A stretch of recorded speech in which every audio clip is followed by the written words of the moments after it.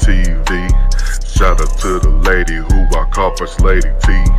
And my bro Kenny, he the tech guy, aka the real plug. He'll set you up with a job. And my dog Third, all the hoes call him Poppy. He got your baby mama, got the sprung off that Molly. They dumped her for her sister, but she wasn't taking it well. They used to call me Brandon, now they call me Entanglement L. Brandon L can't take no loss. I'm the $40 nation boss. When it comes to the other dude, I ain't got much to say to you. Burning hell if you did me dirty.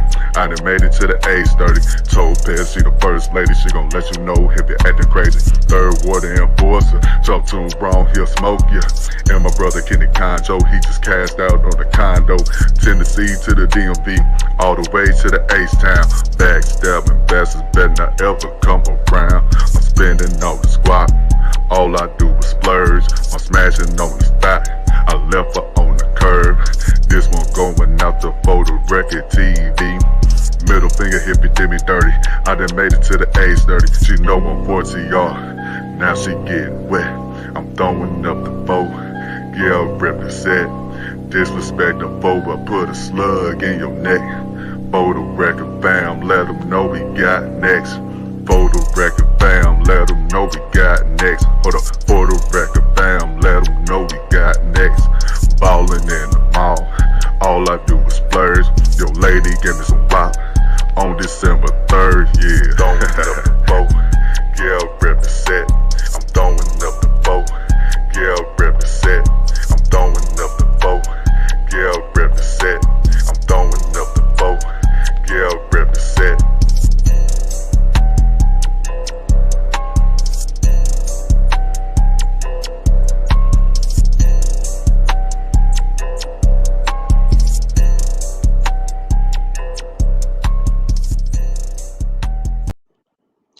Brandon, I'm gonna try that. I'm gonna just go around and tell dudes I'm with 4TR and just see, what I get from that. Like, since you had such, success with the women, you put it in a song. yeah, that's what I do. You got you tell the ladies you with 4TR, man, they gonna get wet. That's it. It's so one day we got to do a review of this freestyle. I'm just saying. You gotta decode the lyrics.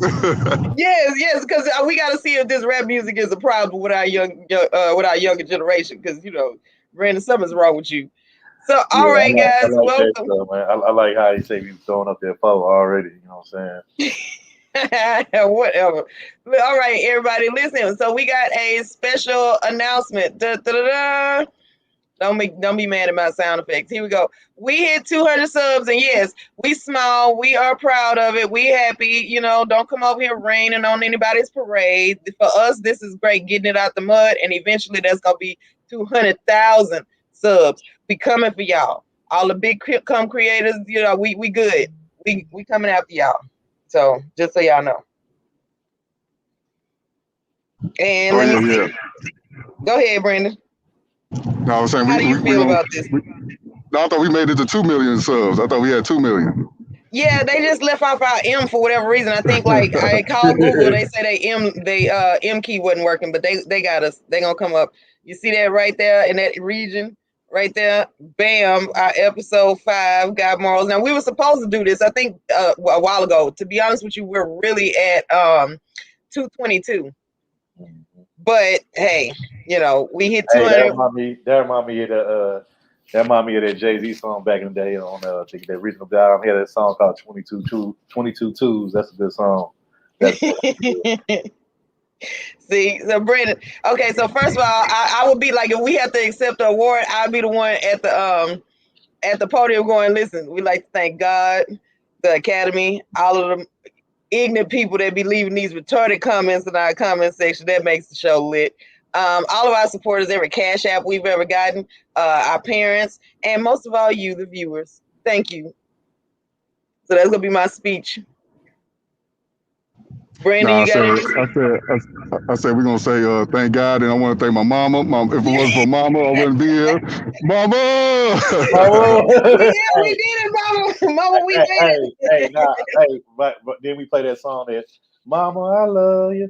Mama, I love you. P.O.P. hold it down. I mean, that's a whole song now. See, Yeah. y'all like Yeah, people. yeah, that POP hold it down. Yeah, matter of fact, I'll send it to y'all later on today. I'll send that to y'all. I'm so please do so. I'm so mad at black people. Y'all get on my nerves. Yeah, but for the record, T, we back one more again. You know, my homeboy Third straight out of Houston, and your favorite ghetto auntie Topaz. Yeah, we back one more again.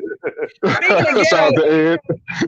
no, we're not gonna co-sign that. All right, now speaking of ghetto, we moving on up. Well, we're moving on up to the east side, to the deluxe apartments in the sky. Moving on up. All right, I'm done. Yeah. Hey, that was a good one. Hey, man, Hey, I did not know she was gonna do that. I know. I surprised y'all with it. I got some more stuff in here. Like, since y'all ain't running the board, I got all kinds of stuff packed in here. Speaking of moving on up, man, I guess your boy Joe Biden finally gonna allow Ice Cube in the White House gonna speak, talk about the contract with Black America, man. What y'all thoughts on that? Oh, man, you got it. Go first. Okay. Well, I hope he say something we actually like. See, this is the thing with Ice Cube, right? I feel like he's still connected enough. And matter of fact, let me take this off here so y'all can see my face when I say this. All right. Yeah, so I feel like Ice Cube is still connected enough with the community. I mean, he went and got his money, but I don't get the sense of Ice Cube selling out. So I hope that he remembers what we need and what we want, and he go in there and he say something. And you know what? I hope he act like I did with AT&T this morning. I can't settle for nothing but an entire refund, completely. That I'm not settling. That like going in and ask for like double the price, and then like your bottom line negotiation is at least the entire refund. That's my hope. So I'm done. Go ahead, Third.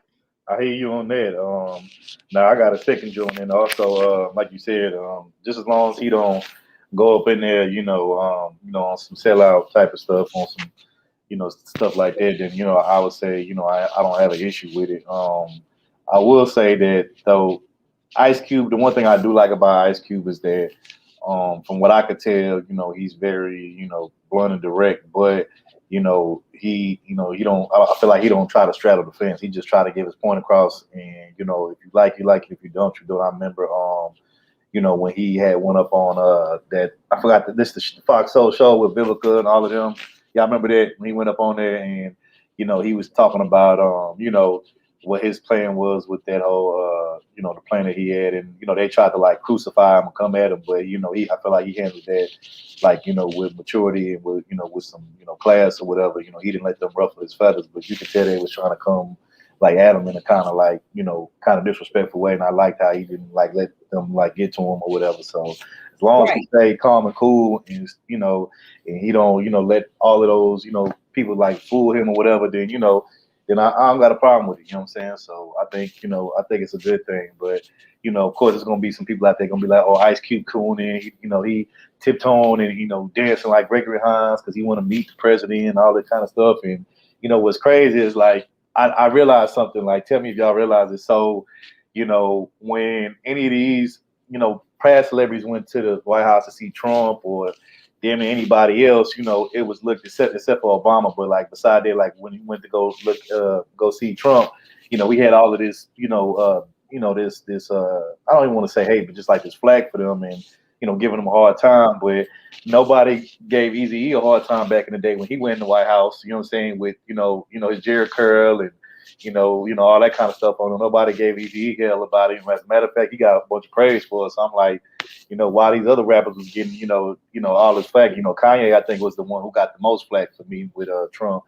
Because Kanye went in there like manic high and like bowing down to Trump and not talking about what we need. Like I don't know. I normally feel like, without all the stuff that happened to Kanye, he would have went in there like he had some sense. I feel like he's just not in that period of his life where he need to be talking for us yet. Again, sit down. No, I feel you on there, but you got to realize this ain't the backpack Kanye. That Kanye, the one that came out saying, man, George Bush don't give a F about black people. You know, this ain't that same Kanye. This a whole different Kanye. You know, and then remember, you know, when he said that, remember he had to go back on TV and apologize for that. You know what I'm saying? Remember they made him kind of like, you know, bow down for that and made him like, you know, recant that. You know what I'm saying? So, and you got to think guys like him, man, they on the string. You know what I'm saying? They controlled by other people. So it's like at the end of the day, they can only say so much. But the thing about Ice Cube is can't nobody really control him because he his own boss, his own man, and you know he don't answer to nobody. So you know that's what I like about Cube. You know he don't have no strings attached to him. He can say whatever he wants, and you know it is what it is. Well, my thoughts about first of all about Kanye. He's not even Kanye West no more. He's Kanye Kardashian. You know he changed once he got with Kim and them. So his mentality was different. Oh no, you talking about he changed? I was like, come on, man, he did not change. Like he did not hyphenate his name. No, I'm just playing. But you know, he had different as soon as he got with Kim and them. So, you know, he probably okay with the Transformers. You know, Bruce Jenner. You know, all that stuff. So he got a weird mind these days. So and plus his mama died, and he changed a lot. So you don't know what that man going through. But as far as Ice Cube, like I remember everybody was talking about canceling Ice Cube because he wanted to meet up with Trump, speak on Black America. I mean, he's doing it for us. What's the issue? I mean, people be acting like they scared to talk to people they feel like it's white supremacy or something. Nobody's scared. Talk to them face to face. I mean, Black people be acting like we supposed to just stay away from those type of people or whatever, but we the main ones that contribute to their business. Gucci, they say all types of racist stuff about us. What's the other one? They said the dude that... Remember Cristal? You remember that drink Cristal and all that, and the brothers and the sisters buying all that drinks, and Tommy Hilfiger. That's another one. So I don't understand all this. Don't meet up with a man that they feel is racist. He's right now. He was the president. Right, and on your point, Brandon, I think before we start in mass buying up and like talking about it, rap music and all of the stuff that we do to help these other people, I think before any Black person purchases any of those items or speaks on them, that we need to have a meeting with them. Now, what is your view on the Black community? Because we won't have none of this. Right, and people, I really got mad when people was talking about Jim Brown. He sold out because he met up with Trump. I'm like, do you know what Jim Brown was doing for the people? You know what I'm saying? Helping brothers that was in prison. He let brothers come in that was convicted and all that stuff. Now, I wouldn't do nothing like that, but hey, he was helping prisoners, ex-cons get jobs and stuff. So I don't understand. All right, Brandon, we got it. I'm just saying, but to say Jim Brown was a coon and all that, man, I was not feeling that at all, man. I wasn't at all. We're going to have to talk to him. Like, I wouldn't necessarily slam people for talking to Trump. I would slam them for what they say and how they act when they talking to Trump. Where all I got to say is, man, where's Supreme King Coon when you need him, man? We need him to go and talk for us. Right. I know you have some extra to say. Appreciate everybody that's in the chat, man. We appreciate y'all coming through. You know what I'm saying? We hope y'all everybody having a good weekend. But what do you want Ice Cube to push? What's like the first two things y'all want him to bring to Joe Biden's attention as far as Black America, the contract and all that?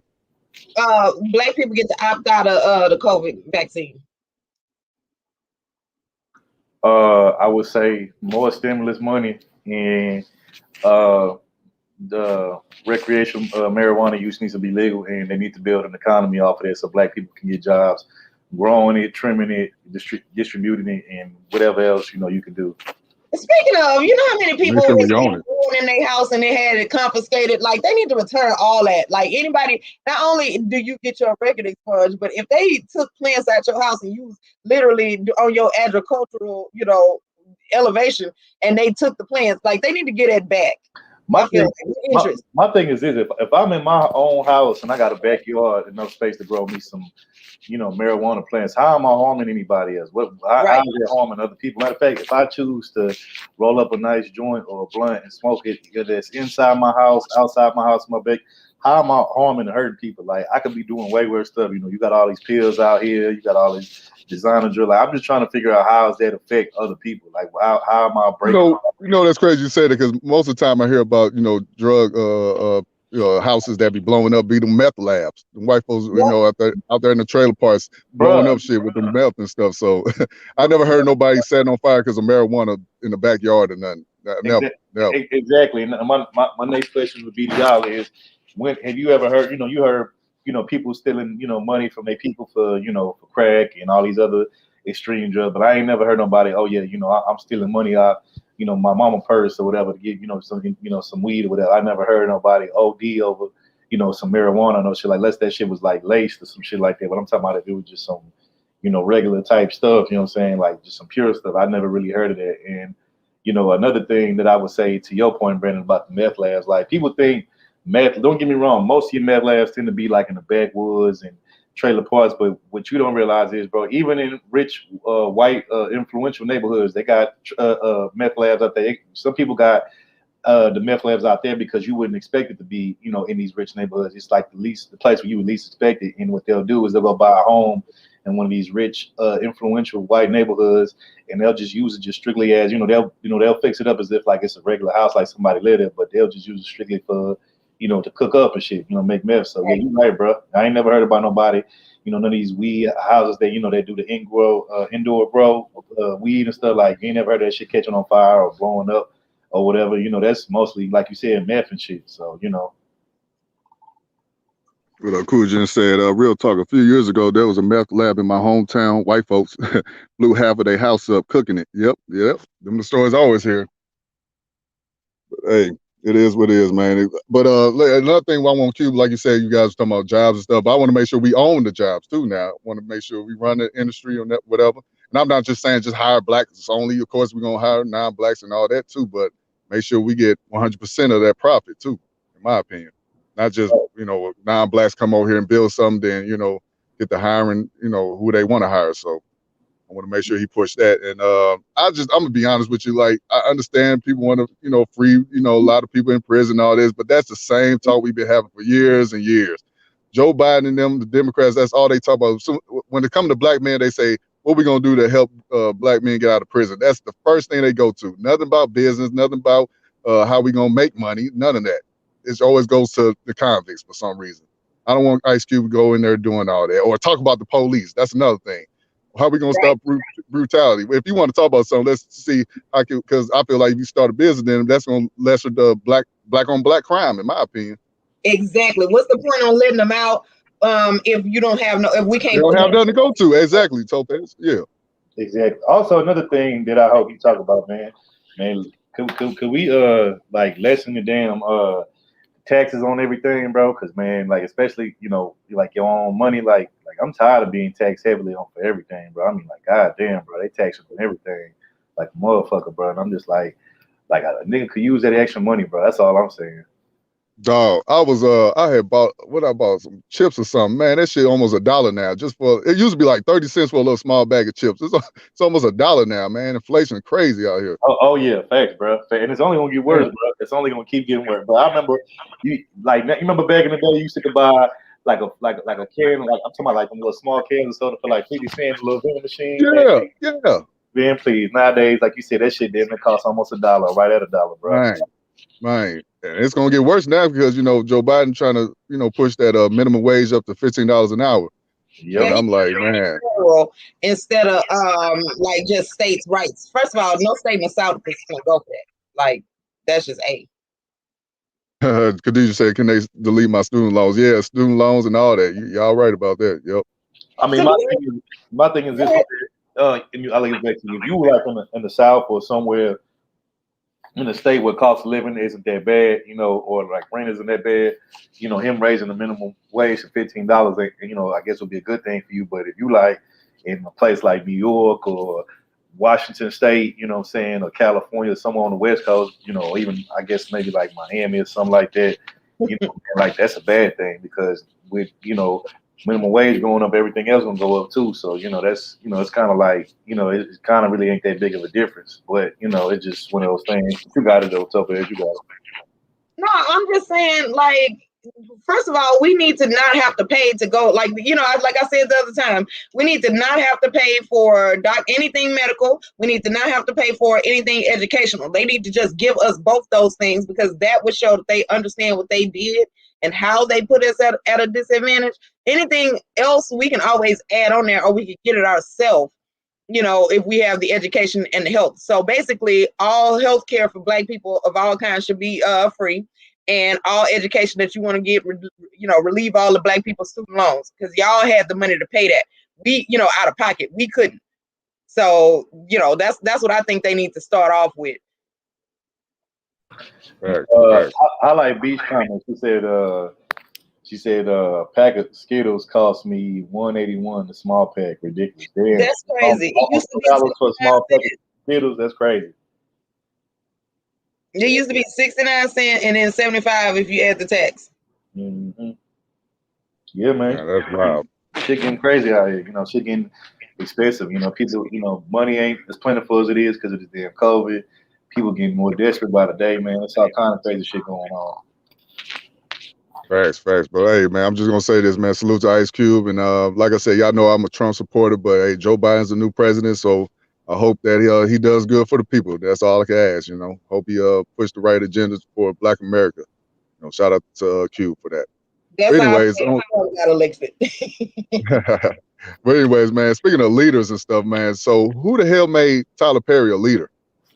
So did y'all see that BET special he had where he took that vaccine shot live? Yeah, no. I didn't know about it at first, but when you brought it up to me a couple of days ago, Brandon, I went and looked at it. Yeah, that's crazy. And if you want to answer, I can give it to you. The people that made him a leader, people that support all these, I blame them. But so who it is then, right? It's all of the women that don't like me. If chicks out here that don't like me, they probably feel like Tyler Perry is the best, vocal person that we could get. And I disagree, because I feel like, first of all, Tyler Perry has shown that he's willing to do whatever as long as they're paying him. I'm not listening to him. And all his movies are the same. So, no. Just put that out. All his movies are the same, depressing. People, families molesting each other. It's like, damn, man. Like, what is this? I don't want to look at that thinking about Black culture. Who told you to say this? Yeah, man. Yeah, him and the other dude. The dude that made Precious. I forgot that dude's name, man. He also was a creator of Empire. Everybody think of his name, but they got some weird minds, man. You talking about? I think his name Lee Daniels. I think. Yeah, Lee Daniels. Yeah. Him. They got some weird ass minds, but Tyler Perry went through something as a child, though. His background is crazy, wow. So I'm not trying to downplay him or shit on his his childhood, because what he went through was trauma. It was just crazy, but I'm glad he came out of that and made something out of his his problems as a child, but now, he's a successful millionaire right now. So, but you're not no leader of the Black community. Now, I don't trust you. You want to take that shot, that's on you. But he making it seem like, hey, if you're, first of all, vaccine shots are free, right? They free, right? Yeah. Like, no, you see a sign that say free vaccine shot. I'm good. No. But he making it seem like he was speaking of poor Blacks, like, if you're poor, I know what it's like to be in the struggle. I know what it's like to be in the hood. Like, what are you talking about, man? All Black folks ain't in the hood. Ain't all broke.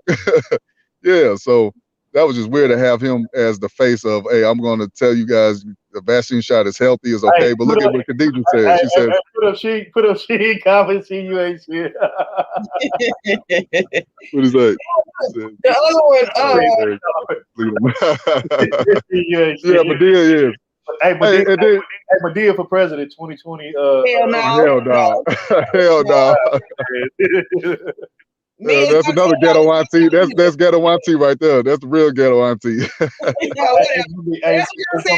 Whatever. I don't have to put up. Topaz presents Ghetto Aunties Unite. Yeah. It's gonna be 2025. It's gonna be Kamala Harris running versus Medea looking ass.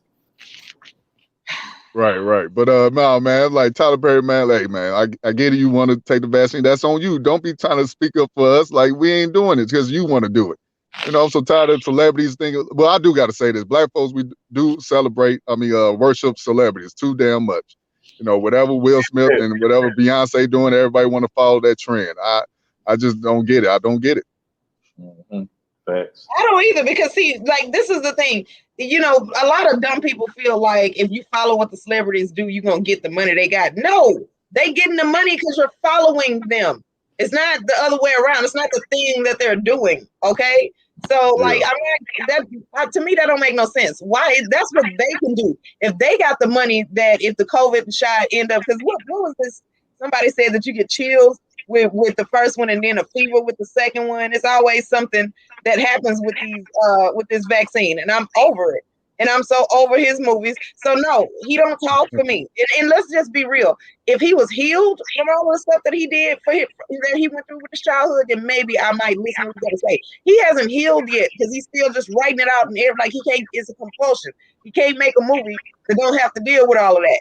So therefore, he's not ready yet to talk on our behalf because he's gonna speak to the sickness instead of what it takes for us to get well. Facts. This is just my thing. Like if we're gonna have a leader, I want a leader that did not grow up in a dysfunctional home. Not saying nothing wrong with people that did and came out of it. Hey, salute to y'all, but you got to have a clear head, a clear mind. You know, I want to make sure that you know exactly what you're doing for the people. You know, don't just do it off emotions. A lot of people are governed by their emotions. We don't need that, man. Not at all. But wait a minute. I thought he could be the leader because he plays the role of a strong black woman. Though. Black woman.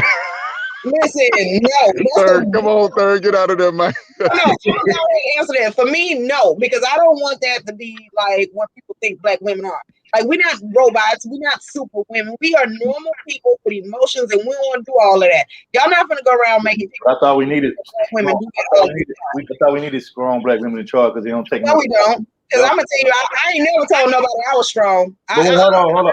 I thought we needed them because strong black women don't take no shit off of nobody, and they know their self-worth. You know what I'm saying? Listen, I may not take no mess off of people, but I break when I have to take that. That is not strength. I'm not holding the line. I act up.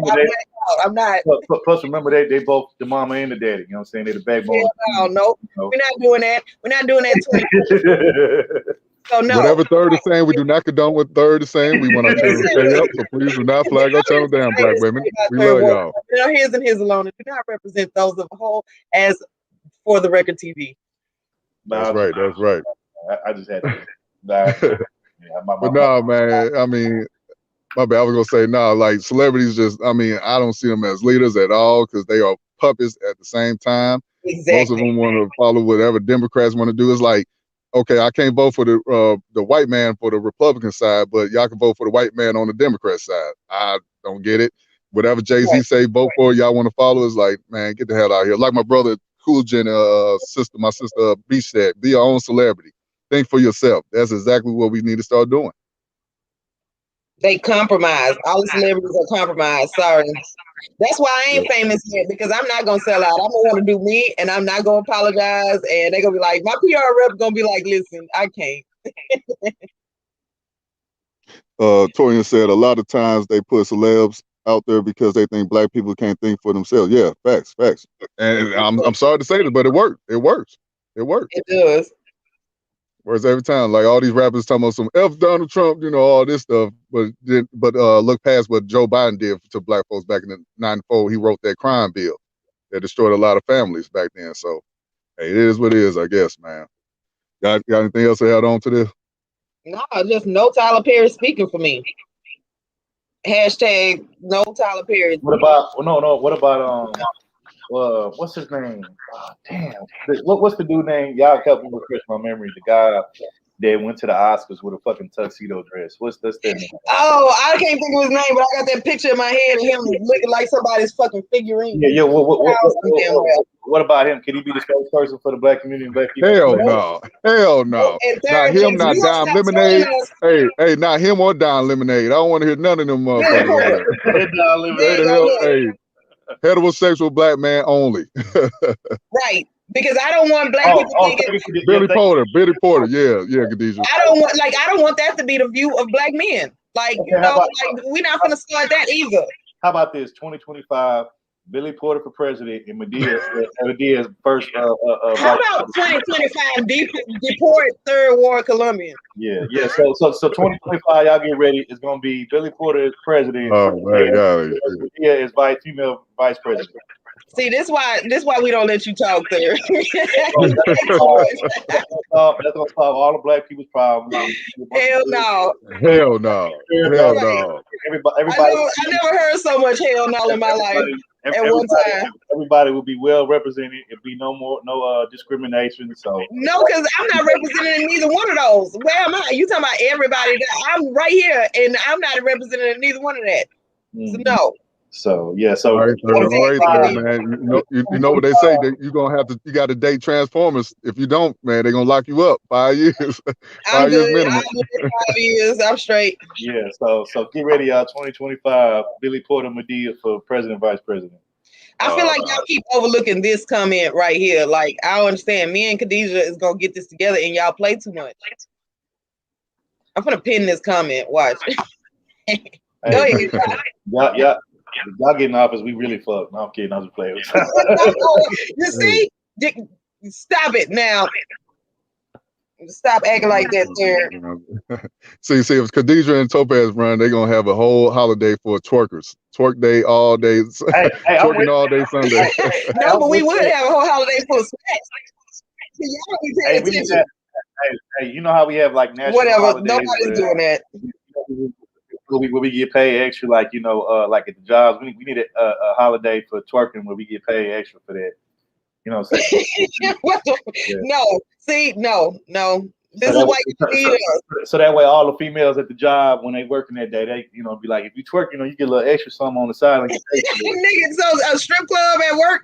That's what you describing. Get out? No. Anyway, let's go to the next one. Where's Mickey B with that one comment? I'll never forget. She said, "One less Karen," and we need one right now, man. Did y'all see that whole fiasco that happened at the game? LeBron James and some white chick went at it.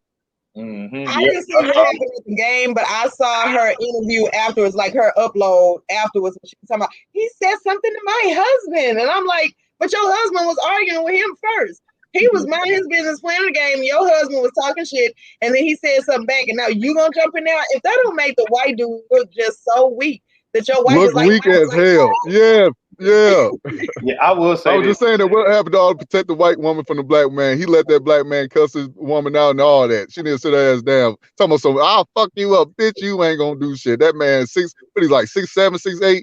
Girl, she tripping, man. She tripping. Unless she got that thing on her. Unless she got that heater on her. Slide her ass up under the bleachers. It's gonna be wrong. I know I'm wrong for laughing. I'm sorry. I'm working. He said, "Oh, Bussy, we trust." Hey, you ain't shit for that book. Exactly. I nobody's listening to Ronan. He needs to not. But go ahead. No, y'all. Like, see, now this is the thing. Now, had LeBron lost it like some other players in the past and ran up them bleachers and choked her out, like, I mean, how many of y'all think that her husband would have jumped back in and been like, no, he's supposed to be choking me out? No, he ain't gonna do nothing. He gonna let her get choked out. That's what she probably would have liked it at the same time. Who knows? But this is my thing though. This whole, said that on purpose. This was a big L for the Beckys and the Karens right here. She was sounding too masculine, thinking she could fight a whole nother man. You got, like, men do this. Men talk stuff. That's what we do when we play basketball. Wait, Brandon, are you telling me that we are witnessing the first Karen in history that sounded masculine? No, this ain't the first time. This ain't the first time. But I'm just saying, this is just the L right here. It's been going on, man. I would say this. I wouldn't say it's the first time, but this may be the first time that it was caught on camera and put in the mainstream news and media like that. You know what I'm saying? Like on the 5 o'clock, 6 o'clock news, whatever. You know what I'm saying? And I would say this: everybody knows I'm not the biggest LeBron fan in the world, even though I don't hate him. You know, I like LeBron. Look, man, I ain't gonna even get into that. That's another topic for another day. But yeah, we gonna do that topic too, Terry. Yeah, I'm not the biggest LeBron fan. We understand you're attracted to him, Topaz. We talking about sports right now. Come on. As a married man raising black kids with a black wife, I am not attracted to him.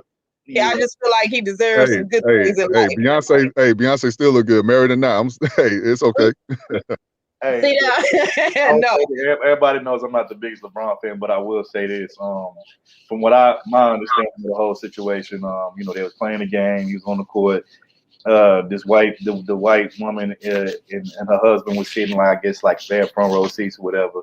And of course, the feminist fans, they they do what you call heckling, which is like kind of like trolling these players when they on the court talking shit. You know what I'm saying? Which that's normal. Fans are allowed to do talk stuff, but it's like when you go too far across the line and you like getting personal and stuff. That's when and that's what LeBron is claiming. LeBron is claiming that the husband was getting a little personal, that he was throwing personal shots, I guess, about his family and all this stuff. And then that's when, because at first he said he wasn't really bothered and he wasn't listening to the dude. And then he said the dude said, I guess, something about his family or something like that. You know what I'm saying? He kind of hit below the belt.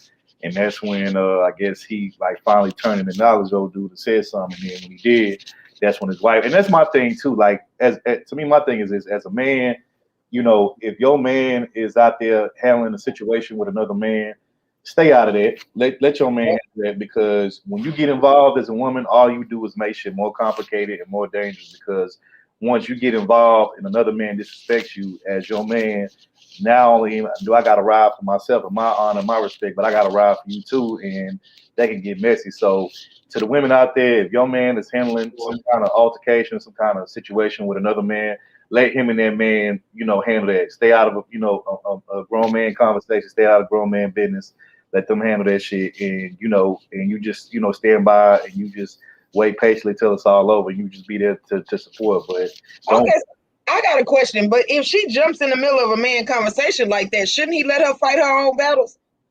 See, man, look, you finna take this conversation to a whole. Okay, I can tell you right now, a dude okay, we that going. I'm day with, he gonna need to handle that. Like I'm supposed to be over here sitting pretty, not worried, knowing you ain't gonna let him get over here. Look, I tell you what. Growing up in the hood, I've seen some wild shit. I've seen situations where two guys is like, they catch the fade. You know what I'm saying? They knuckle up, square up, fight, and the woman try to come in between. And you know, that's like as a man, I feel like this. As a woman, you know, if you my woman and you see me, you know, getting busy handling mine with another man, don't get involved, because I'm gonna be just as pissed as you, Right.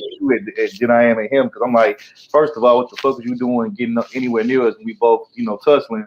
Second of all, like, why the fuck are you coming? Because what if he hit you or laying a punch on you?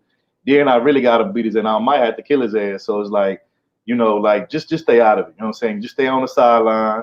You know what I'm saying? Stay out of it. Now, if some real bullshit pop out, like a weapon or something you pulled out, and you just happen to be Right. around, you got, you pack into something. You know, that's one thing. You know, come in, but like just to being involved and being in there just because you want to. Like, nah, I got that. Let me handle that. You know what I'm saying? That's what men are for. We're gonna handle that situation accordingly. But when See, that's what happened when you date dudes who can't fight. hey, You're doing all that. hey, fact, you ain't shit.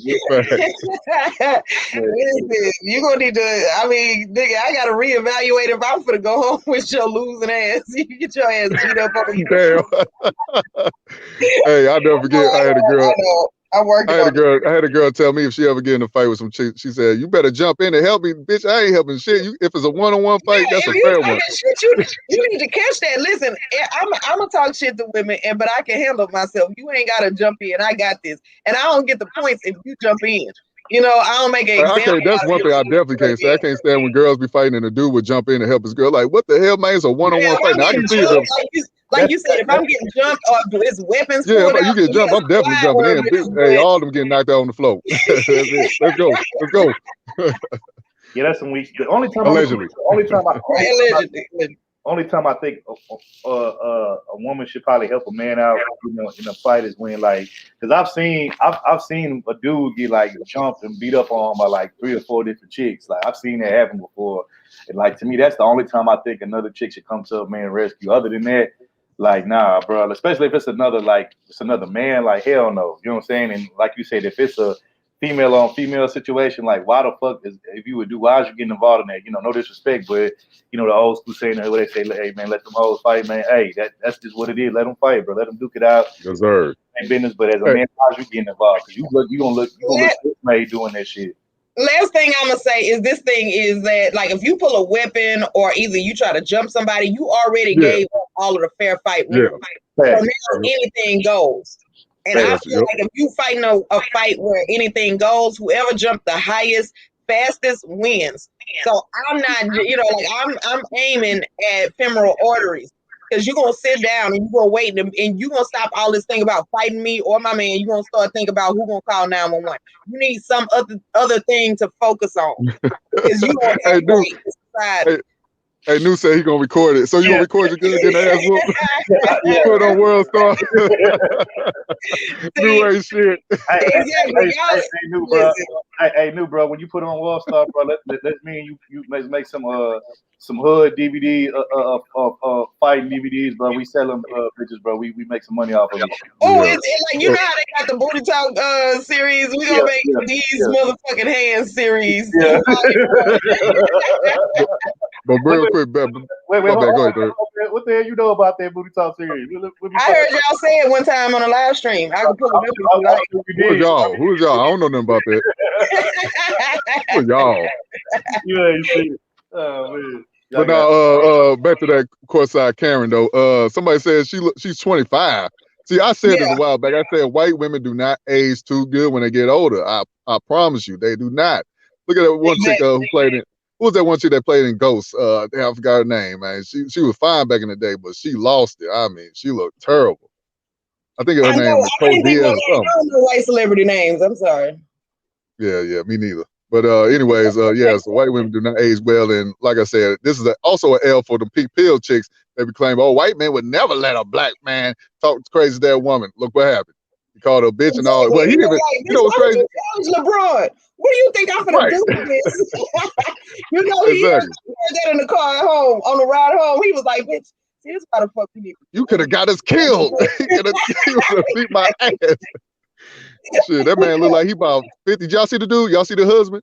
Yeah, like he look like he's 50 something or something. Like that's why I said that. Like when you date a dude that can't fight, you date a dude that's 50 years old, challenging athletic 30-year-old athletes, professional athletes. See, that's a nigga that don't make good decisions in life. So we can't be together no way. He would have stumped that boy out, man.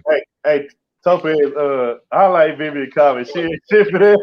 Wait, what? Oh, no, look, they was going hard in the chat earlier, but you know, we try to have like a welcoming platform, so we can't be highlighting. Oh, Demi Moore. The chick named Demi Moore. Yeah. She looks terrible right now. You talking about the chick? Demi Moore, excuse me. I think was she married to Ashton Kutcher? I want to say, or she was dating Ashton. Oh, he left her for that girl he played with in that '70s show. Yeah, Mila Young thing too. Mila Kunis, I think is her name. Yeah. Yep. See, white man, they said fuck that shit. We getting young bitches. Yeah, but what's crazy is like I said, eventually old girl, the white Becky that was talking shit to LeBron because her husband, she made an apology or whatever. Eventually, after that was all over. But yeah, that was pretty interesting to see that happen. Like I said, as a fan, you could help. As a person that attends the game, you could heckle people. I mean, look, man, I've heard all kind of stories from college sports to professional sports. They be, to my, F you and F your mother and all this kind of stuff. And then they be having signs up. They be like saying all kind of like, just like little troll little stuff. And, it's like, all of that stuff, I guess is, within bounds. But it's like sometimes when you get to like doing like too many personal stuff and then you like damn near like right on the court side with somebody like, you like a couple inches or a few feet away from them, bro. Like, yeah, that get kind of hectic. And now that I just thought about it, if we really want to be like truthfully honest, sports fans or like sports troll was probably like the first trolls ever because,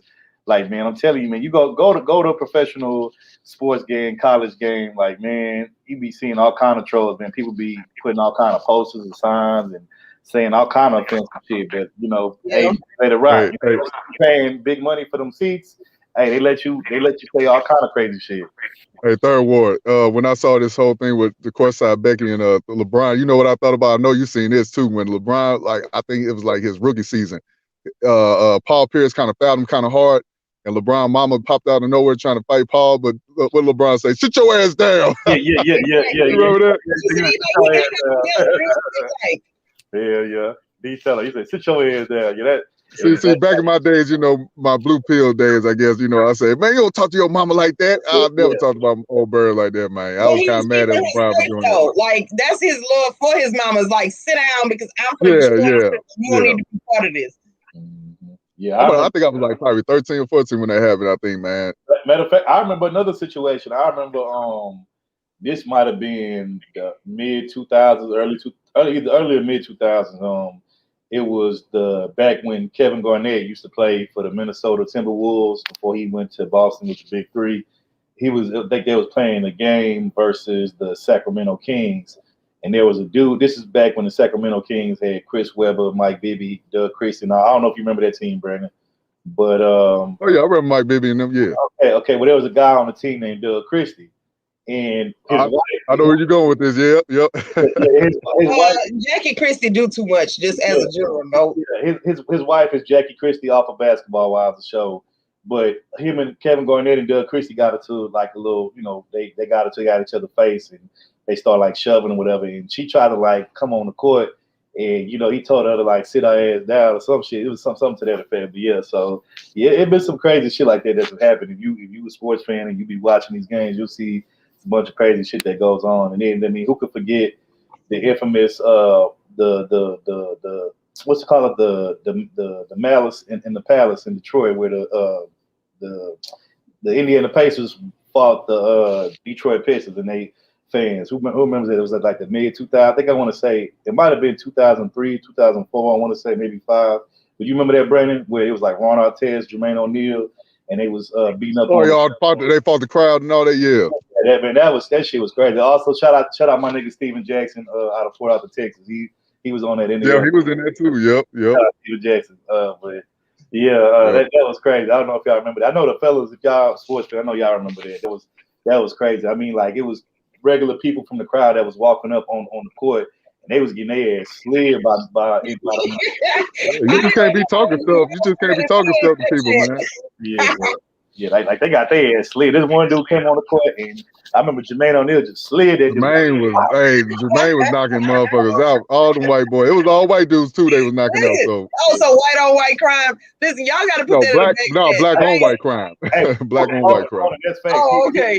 Yeah, Roland, that's facts. He ain't want that smoke from Ben Wallace. Yeah, he didn't.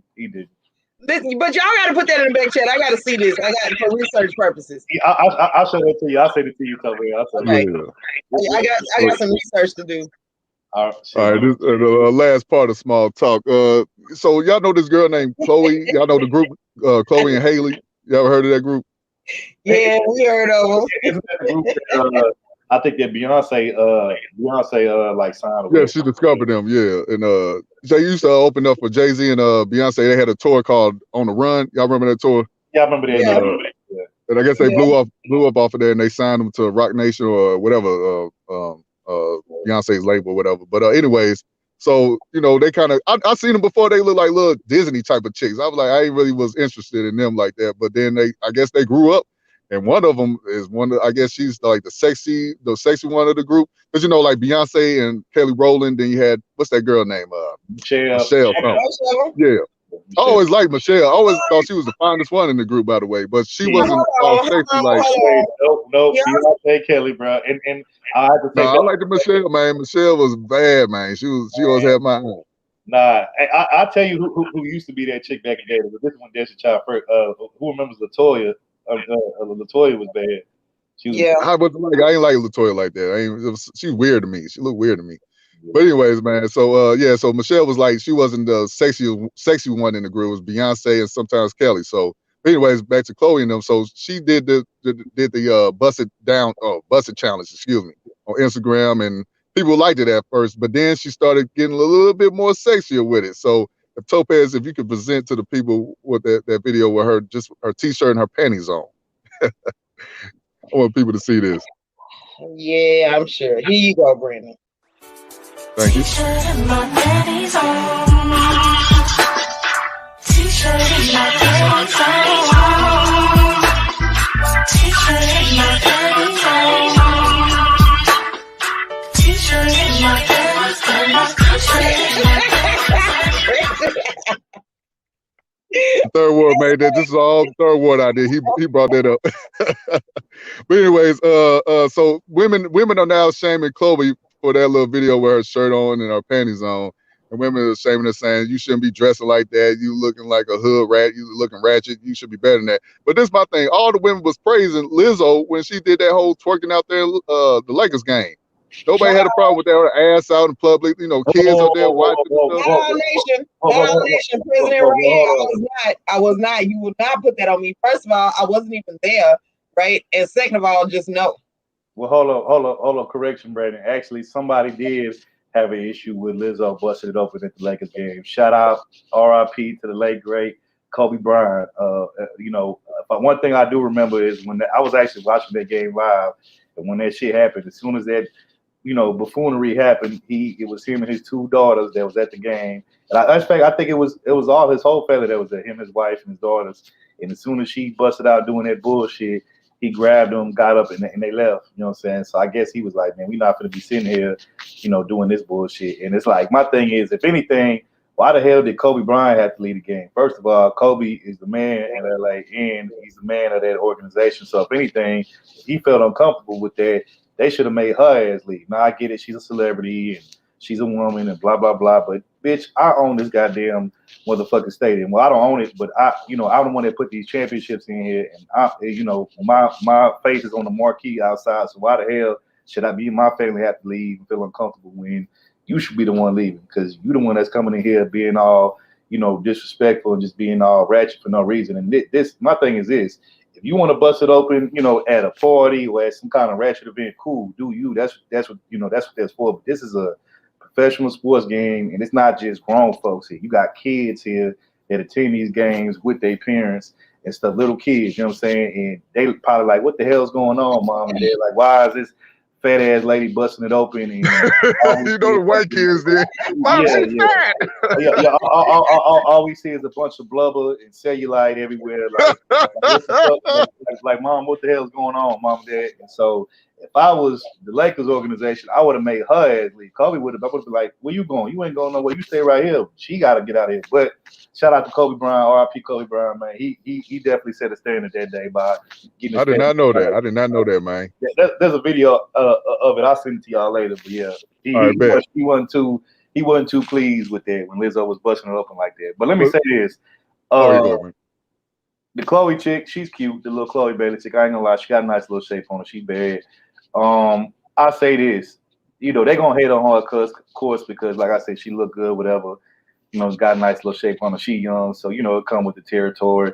My thing was this, but even with her stuff, hers like she was at her home, bro. Like, so her situation was a little different. Like, she at home in the privacy of her own room. She's so it's like, what's the issue? Lizzo, like I said, you had a public event with kids, families and stuff, and then no disrespect, but nobody don't want to see all that fucking blubber. I'm sorry, don't nobody want to see that shit. Like, with them wide ass panties as long as a goddamn Freightliner. Like, don't nobody want to see that shit. I'm sorry. Hey, listen. I was gonna say this real quick because I know Topaz gonna go in, so Topaz, you go last.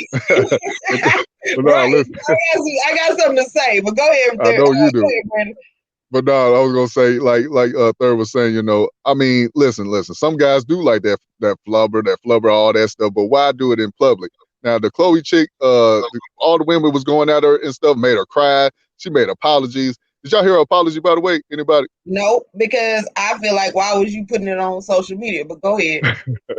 Yeah, I was gonna say that. I was gonna say you gotta have thick skin in this celebrity in this industry, and when you're famous, like, people gonna criticize you, so you gotta be ready for that. But this is my thing, she was crying and talking about some, I am a godly person. I don't really do like this. I don't act like this. She was making all the excuses for why she wanted to show her ass. I'm like, girl, just own it. Just own it. You did it. Right. I guess you want to say it's wrong. Don't be bringing God in this. Show our ass on social media. Like, no, that don't happen. She knew what she was doing. Like, don't bring God in this and all this. Like, come on, man. You was having a little fun in your room, but you showed it off. And I think, to be honest, people looked at her as a different type of celebrity. Like, people look at Lizzo like, oh, she's just a ratchet fat chick. This chick, she looked like she could be a role model to little girls, and she could probably be doing something different, my opinion. But I really think it's pretty shaming because, you got fat shaming, you got short shaming, all this. But this right here was all pretty shaming. This is pretty little young girl that's fit, nice body, and all this. Women are jealous, some of them. But go ahead, T. Real quick, talk about before I'm gonna let you go. Let me just respond to one comment I see in the chat. First of all, let me say this to my Taurus brother, Torian Rain. Hey, that is not lady lumps. That motherfucker got boulders. That motherfucker got boulders and craters in her goddamn cheeks. I'm sorry. That is not lady lumps. You weren't gonna let that make it because No, I was not gonna let that make it, bro. You bugging, bro. You're my dog, but no, bro. I'm not touching that, bro. I wouldn't touch that with a 100-foot pole, bro. I'm sorry. You got it, you got it. Listen, no, look, the chat is acting stupid as hell. And I'm telling you right now, I'm screenshotting the comments of the week. So here's the thing. I was with Chloe. Like, listen, if that were me in my early 20s, I would not post that on social media. It does look fun and relaxing, but Allegedly. alleged. But shut up, not allegedly, Brandon. Stop, She gonna say it too. stop distracting me, Brandon. Stupid. Hey, I'm not gonna lie though. Watching Chloe do that, it was kind of relaxing. I can't even lie. So It was relaxing, and I've done it. Here's the thing: the only audience is the people in the room. You Now, if done I'm it. by myself, Wait. You say you done it. wait, You done it before? wait a minute. Yeah, we gonna let that slide. Hold up. Gonna let that slide. I done it too. Choice but to let it slide because it ain't on social media. Is what I'm saying. Okay. We got you. I've done it, but it was either me by myself and I just had a hard day and I need to relax, or it was a small audience of people I let into my house, including one individual. How many people? Hey, what's going on over there in your house, man? Orgy station was an orgy station. A swingers party. What's going on over there at Topaz's house? Look, my life is a party. So if you the dude that's in my life, stuff like that happens, and you just need. All the fellas in the chat, if you want to see Topaz rolling around in the house with her t-shirt and her panties on like Chloe Bailey, sign up for that Patreon and all of that. Fucked up. First of all, y'all need to stop letting third lie to y'all. Ain't nobody doing no Patreon with me and my draws. Listen, that is for one individual, whoever gets the front row seat in the ticket. All right. So that's the thing. Thing is, I don't like what she was doing was very relaxing and helpful, and it's part of self-care. And I applaud her for that. But why do we have to know? She couldn't just type out, I lit a candle in my, I lit a candle for this reason in my house. Like, why you got to show people that you in your drawers doing it? You know what I'm saying? Ain't no Patreon new. Like, Third just be lying. He like getting y'all all riled up. You see this? You see this, Third? So here we go. It didn't look at prime time. The person that buys the courtside ticket, yes, they would get. That's what happens. All right, like we're not going there. Exactly. Look, we do it all the time. It's just not posted on social media. I got other stuff to say on social media, and I just signed up for Twitter, so I'm gonna be acting a fool over there too. I mean, so do you think it's a double standard though? Is it a double standard between Topaz? I mean, I said Topaz. Oh shit. Lizzo and Chloe. It is a double standard, but here's the thing. To me, as a woman, since I'm not trying to sleep with either one of them, I could high five Chloe and be like, "Good shape, girl. That's nice. That's what's up," and then move on with my life. I'm not trying to sleep with her. So what she has to understand. See, this is the thing about Chloe Bailey, right? She is new, I guess, to celebrity. So she has to understand that men are looking at you for a host of different reasons. Some of them see your talent, but a lot of them see your ass. So therefore, you got to understand that that's what, when you put stuff on the internet, that's what they're going to be looking for. If she was in a burlap sack, they would be combing, all of the depths of their imagination to figure out how much of that sack they would have to remove, in order to be able to get the middle picture that they need. So she needs to understand that's the thing, right? Like, you get that through your head. Don't be coming on here a week later getting mad when people tell you that essentially you in your drawers on social media. I know what she was trying to do, and I get that. I hear you, but she's young. So she need to hear somebody my age tell her, I know what you was trying to do, but you in your drawers on the internet. Hey, real quick, I was gonna say this. With her apology, also, she said in her response to the criticism, she said, "When I was 4, I used to watch Beyonce. I used to shake my booty to Beyonce when I was 4." I said, "Whoa." Is it on social media? Like that to me is irrelevant. What do that got to do with women? See, this is what I'm saying. Right? But no, I'm just saying, Beyonce kind of do influence little girls to want to shake booty. I mean, I don't know what's going on. In your house, in your drawers, that's different than you putting it on social media. I'm talking about as a 4-year-old though. I'm talking about 4. She said she was 4 when she was 4. And I get that because kids and here's the thing, right? She was looking at Beyonce when she was 4. Okay, but some adult in her life should have told her you can't dance like this at 4. Where's the guidance and what have you? But my thing with that is, how is she's 22? Now she's 22. What's the problem now? How is what she did at 4 years old in her house, not on social media? How is that a defense to what she's doing at 22 and her draws on the internet? Like, see, none of this stuff goes into the conversation. Talk about. Wait, so you're saying she can't blame celebrities or no, she singers? cannot. Because no, Okay. yeah, so that's what I'm saying. Is like it's still as a 22-year-old woman, you know what social media means.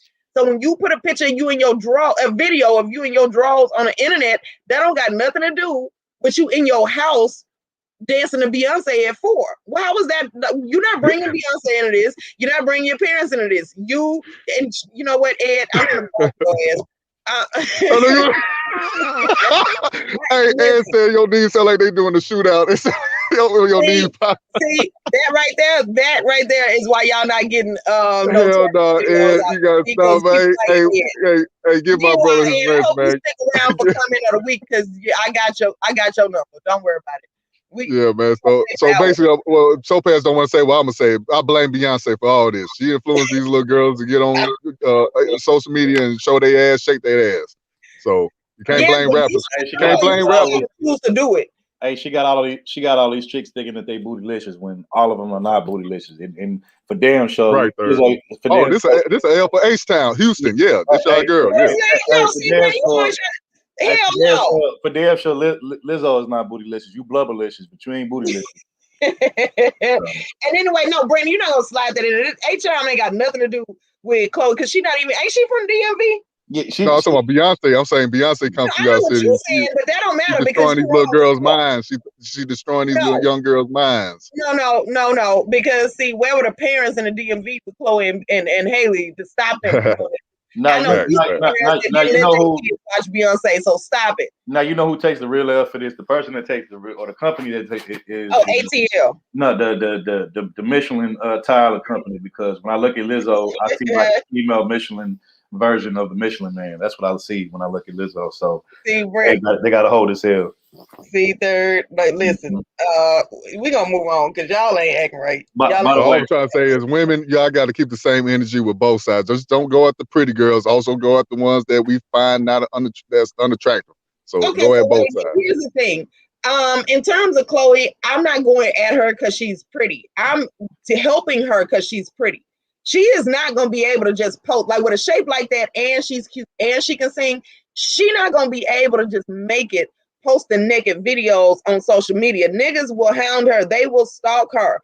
That is not, or like, she gotta at some point just kind of like, what's the point of having bodyguards if you're gonna show everybody everything anyway? You know, like she gotta be involved in her own self-protection. Now, Lizzo, I mean, if we being honest, how many people's finna stalk Was there a rhino in the lingerie? I wasn't even here. I didn't even see that.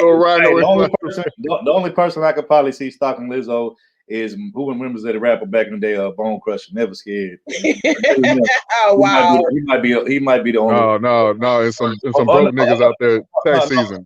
Tax season coming up. Like BBW, I bet he had that Lizzo video in his phone just ready to go. Don't dox me, man. Why you doxing me, man? Don't dox me, man. Whatever. You know what, Brandon, bro? You right.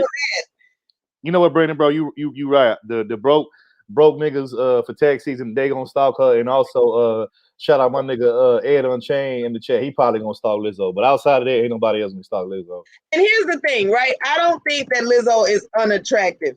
What I'm saying, right, is niggas kind of expect her to get naked, and that's messed up. Wait, New says Lizzo shadow got a shadow.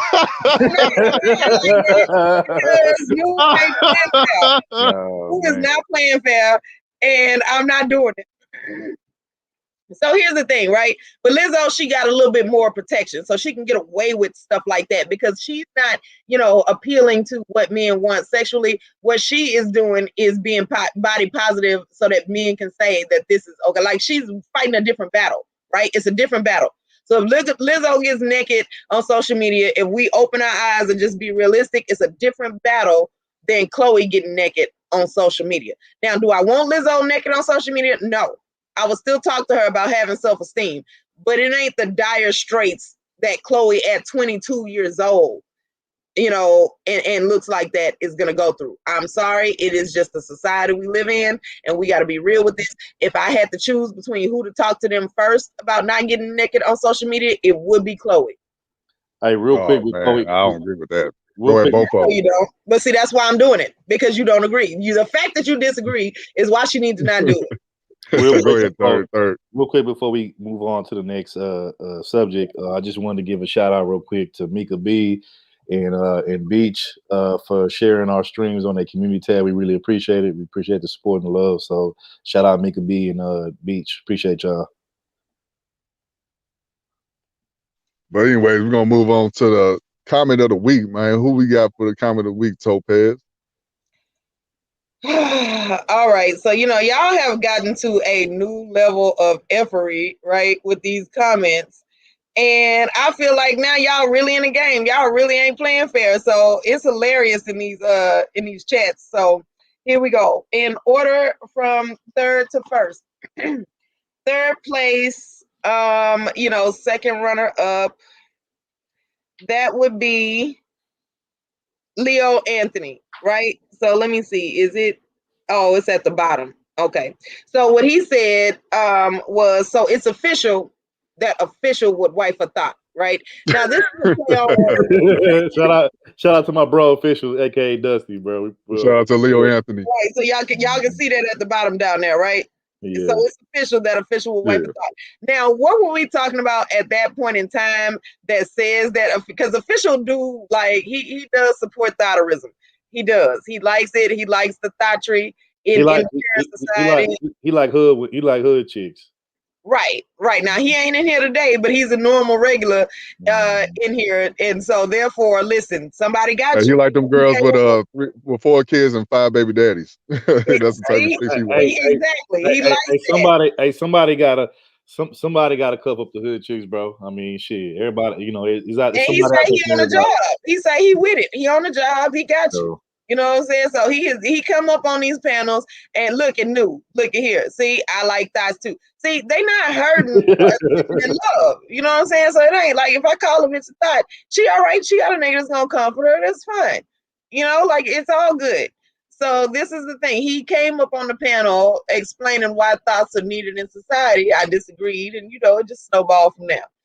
All right. Notice, but see, the key word that I like what New said, because there was a key word that he said in there. He said, "I like thoughts." He never said, he said he never said anything about love. I hear a lot of women saying it. Oh, I'm a big top pookie. You ain't shit.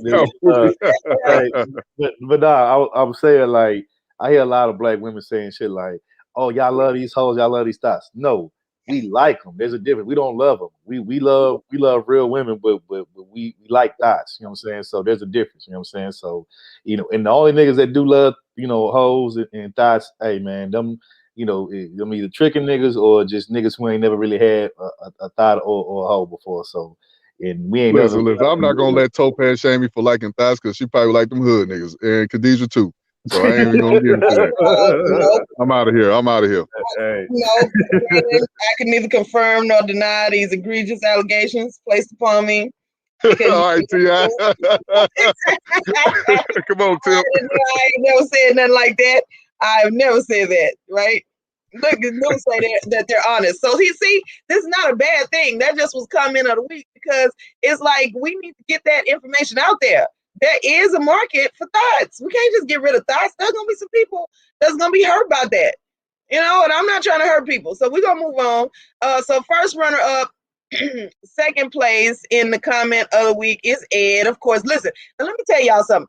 Put a one in the chat if you ain't got time to play with Ed all 2021 because he's not gonna be in these lineups every week because he do the most in these chats. Him and Omega Dreads, I promise, need to be disqualified.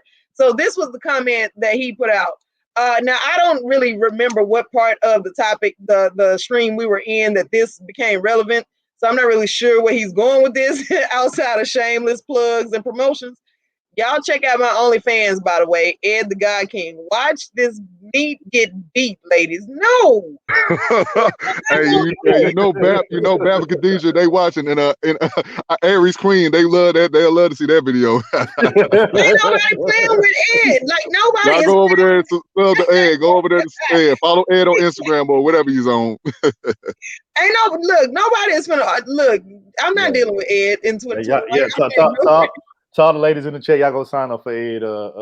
His OnlyFans.com. Go over there. And support that man. Listen, but the name is Ed the God King. No. It's so much no. Like, why do Ed have so much no in his life all of the time? So just listen, we gonna move on. Look, there ain't nobody denying it in the chat. They just laughing. I denied it. I am not going over. I'm not Oh, going. so bad. Stop. I'm not Stop. going to help Ed sell himself. All right, I want him to have some self-esteem and stop acting like this. Now, all right. So we Dude said only Lotions fan. No. this what I'm talking about. Y'all play too much. So all right. Anyway, first place, the number one winner. I gotta say that this young lady, gives her all in these chat rooms. Like, she acts up. She is a comedic wizard, and I feel like we're gonna, want to see a lot more from her in somebody's chat room. Shui Celeste. Now here, let me explain this, right? So what you have, the arrow at the top is pointing to a whole different subject that like we left behind what she getting ready to talk about, because she's still on that BS from watching the previous thing, right? So like, I want y'all to pay attention, and the stream has moved the fuck on, and she's still lighting this dude up. So we were talking about Kyrie Irving, right? Apparently, I don't really know what's wrong with him, but he was looking very dehydrated and unhappy. In the which one of y'all was that? Was that third for sports last week? Yeah, supposedly Kyrie had took like a little. He had took. I think it was like an 8-game hiatus where supposedly he claimed he was sick. I doubt it, but or whatever. But he came back and he was looking kind of dehydrated, or I don't know, like he didn't get no rest or whatever. I don't know. But anyway, Right. yeah. I squared out the comments that are relevant, because see, people had moved on in life, but Shui was not letting up. She was not getting ready to let Kyrie Irving make it. He looked sick. Then Khadijah knew, and they got some other stuff going on. Joe down there promoting fair use because we on to some other stuff. You see what I'm saying? And then here comes Shui Les to follow up. Like, you got to see the first comment plus the second one. He looked like he never recovered from the virus. See, that's me. say that. Like, don't do, see, just wrong, just all the way wrong. Y'all go ahead. She don't. Yeah, I say she don't let no black man make it. Rich, working class, or otherwise, she ain't gonna let no black man make it. In her defense, she don't let black women make it either. I gotta say, like, she will get after black women too. So don't act like it's just y'all. It's just y'all this week. No, she got a problem with the pygmies. But now, if Shui around, man, y'all tell her to put a cash app in the comment section. A live chat. We'll definitely send her some. Right. So like, yeah, Shui don't play fair. You know what I'm saying? So I mean, to be honest with you, like, if you move on in the topic, she gonna still be roasting the person, and it's gonna be even worse. It gets worse, right?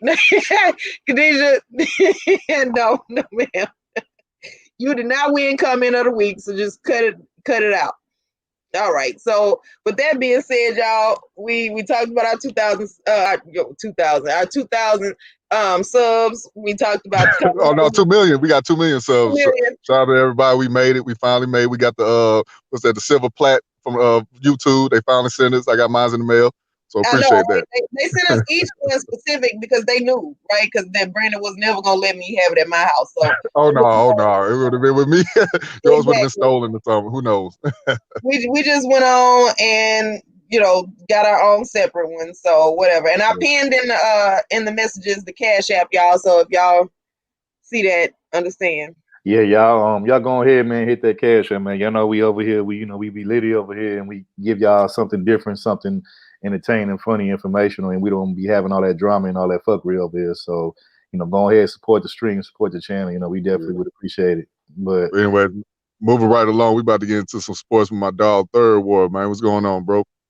All right, so so sports, of course, mostly I talk about like basketball and football because those are two sports that I like the most or whatever. So we got so for the right now you got the NBA going on regular season, and it's still kind of like the beginning. So it's like it's still kind of like nothing really interesting going on. But I mean, from week to week, what I do is I put up, I nominate different people for Player of the Week or whatever, and so this week, we got an interesting one, and then also we got the Super Bowl coming up tomorrow. The Super Bowl tomorrow. We got the Tampa Bay Buccaneers with Tom Brady as a quarterback, And then we got the Kansas City Chiefs with your boy Patrick Mahomes, Super Bowl winner, MVP of last year, and the Super Bowl champions of last year. So we got pretty much the old GOAT versus the new GOAT, and it'll be interesting to see what happens tomorrow. We'll get into that in a little bit, but first I want to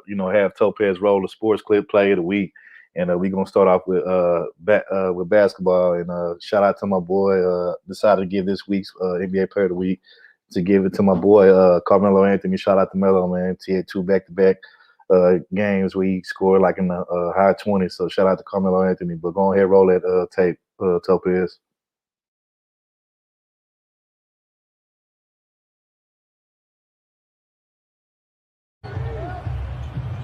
Anthony facing a double. Now Mo retreats. Carmelo the step back. Back step, yep, step back. Just 1 of 7 last night. Rebound Blazers. Giles keeping it alive. Melo, He gonna back him down. Smith defending. Turn around, bucket. Another one for Carmelo Anthony. Yeah, for those who don't know, Melo is the mid-range king. Once he get to the spot, anywhere in the mid-range, you can't stop him. Got him. Right there. Anthony, 5 on the shot clock, guarded by Hachimura. Don't commit. You gonna dance with it, Jakob? Better 3 in the face. 13th place all alone. This the other game he had where he was kind of going off. Defense getting better. A lot of his defense having to do with anticipation. Got him. And the foul, and 1. Yeah, you can count that for Anthony. And by the way, the old vintage Melo back with the braids. Jakob. Yeah, cornrows Melo back. Yeah. Cornrows Melo. Splash.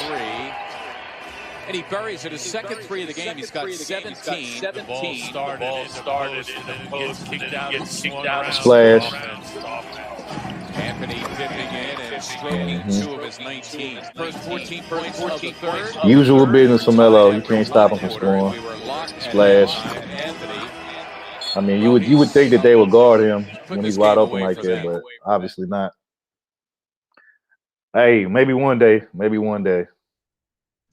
After 40 years, Tom is done. No, he's not. I've known for a while. Super Bowl preview, y'all. Super Bowl preview for tomorrow. This guy is the next in line. I don't know if I'm on his level yet. Hey, Topaz, mute over real quick.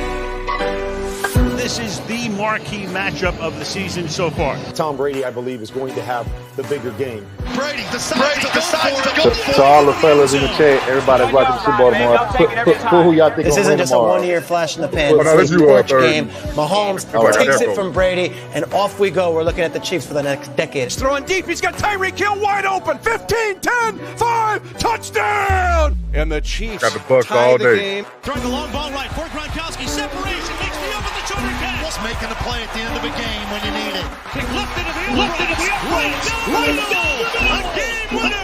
And the Patriots prevail.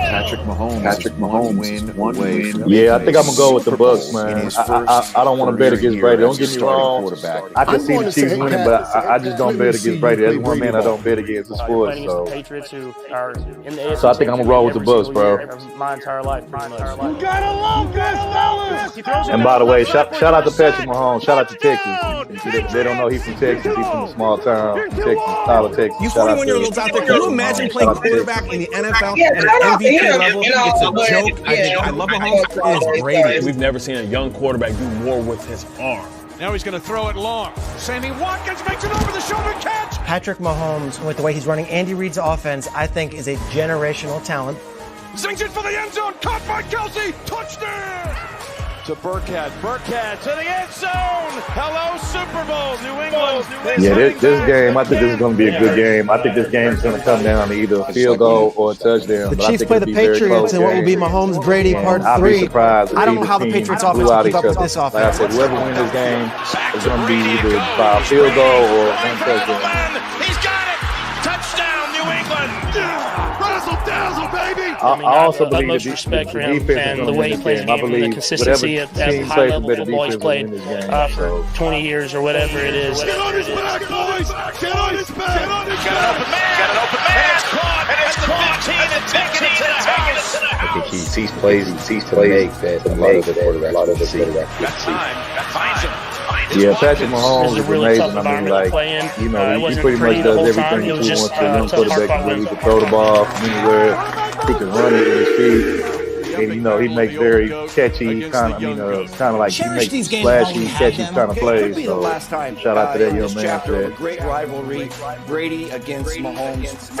That'd be the old versus the new, the old He's in a generation great versus the new spot. They got a generation. lot of weapons there, and then Coach Arians is a great coach. They're winning a lot Tom of Brady is on the Bucks, right? Yeah, he's playing for the You know, we Bucks. know we're going to have to play really well to beat them. Listen, that's experience. I'm sorry, he got it. He does. I mean, and plus, Mahomes ain't black, so 2-2 in their matchups. there's that. He is black. He is black. These two are going to be being able to go up against one of the greatest, Allegedly. quarterback of all time. Yeah, right, in his 150th Super Bowl. I mean, You ain't it's going to be a great experience for me. The fact that they are fighting makes it exciting. We have Mahomes, we have Brady, we have the young, we have the old, we have the legend, we have the guy who might be snatching the torch. Hey, Topaz, I think you got some feedback. You might have to cut you. That's you, sir. 'Cause No, that's you, third. Me, I my didn't know bad. you was gonna be talking, so I said, "Go ahead, keep talking." I'm over here in mute prison, and it's you. I was blaming Topaz. I thought it was you, Topaz. Yeah. My bad. Listen, I feel like Yeah. the Bucks are going to win because Tom Brady flourishes inside the pocket. Patrick Mahomes wreaks havoc outside of it, and that matters for whatever reason. Let me finish this paragraph, and I'll get back to y'all.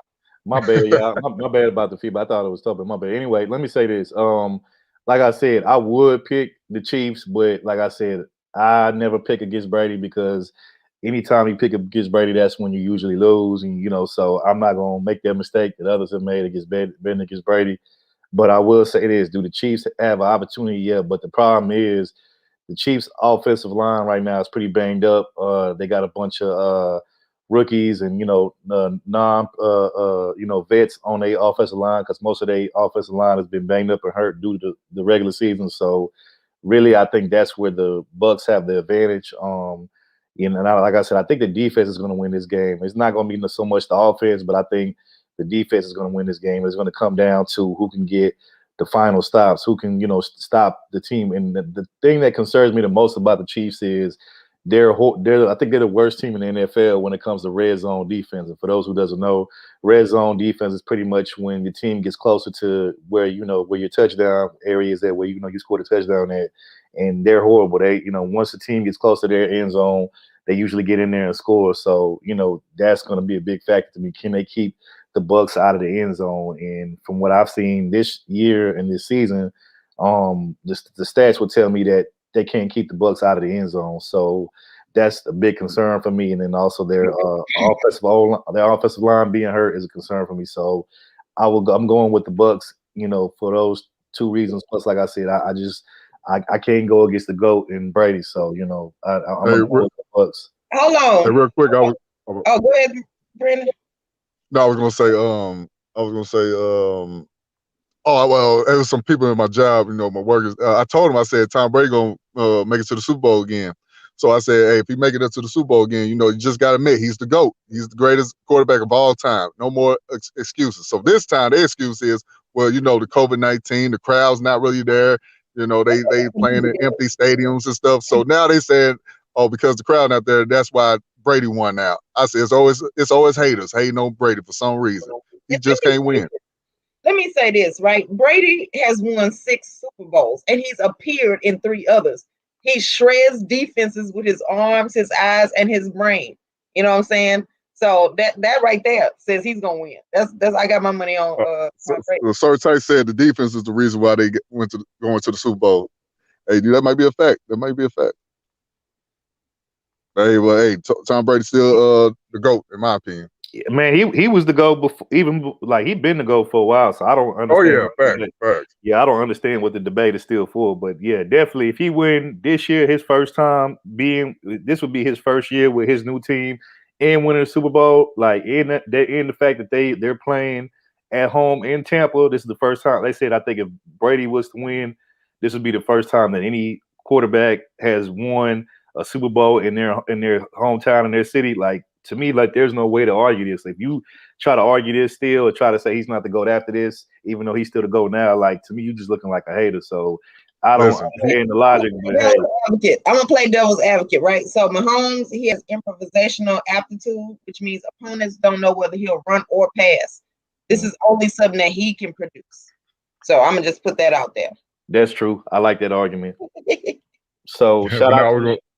oh no, I was about to say shout out to my boy, my DMV brother, my Taurus brother, Torian Rain. I wanted to get his take on this seaweed. But did you got something to say, Brandon?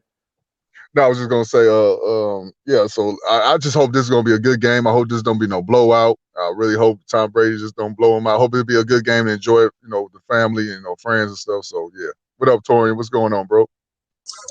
Hey, what's going on? How y'all doing? All right, how you doing? I'm doing good. Salute, bro. What's going on? Nothing much. Just enjoying the conversation as usual.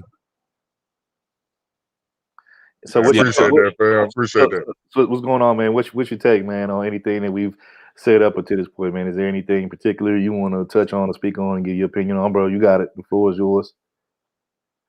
Did y'all talk about what happened in Pennsylvania in that snowstorm? Nah, we didn't talk about that. That's something I don't think we Oh, you brought talking up. about the 3 people got killed? Yes. Yeah, yeah, yep. That was crazy. Over some damn snow, shoveling snow. So basically, what happened was, because I learned like the whole backstory, so I talked about it on my live stream yesterday. Basically, what happened, and you can tell that this was something that was boiling over for quite some time. This wasn't something that happened overnight. So basically, you had these 3 neighbors. You had a husband and a wife, and then you had another guy who lived across the street. And I think the story goes that the neighbor was shoveling snow into the neighbor's yard, and the neighbor got upset and said, "Stop shoveling snow into my yard." They kept doing it. Then they got into a shouting match. At first, it started off with the 2 guys, and then all of a sudden, the wife jumped in and she started going at him. And then the other neighbor went inside of his home, went and got his gun, came back outside and shot the husband. You can actually see those on the surveillance and hear the actual exchange. And you can hear him like dying right there in the middle of his driveway. And then all of a sudden he went and then he I think he shot the wife as well. And he went back into his home, got another gun, stood over her body and shot her just to make sure that she was dead. Then went back into his home and killed himself. Oh Lord, why? Like I said, this was probably a feud that was going on for quite some time. Like I said, this could not have just started because of some snow. It was something that was going on. Snow, like how I end up killing people and myself behind snow. There has to be more to this. It like basically, like I said, what it is like like I said, the neighbors, like you could tell they weren't getting along or anything like that. And he just basically said to stop like shoveling snow into my yard, and they kept basically they died being a smartass. Right. And the guy was fed up. So he just went and said, "Okay, you want to play these games? Fine, I'll play." He went and got his gun and he shot and killed them.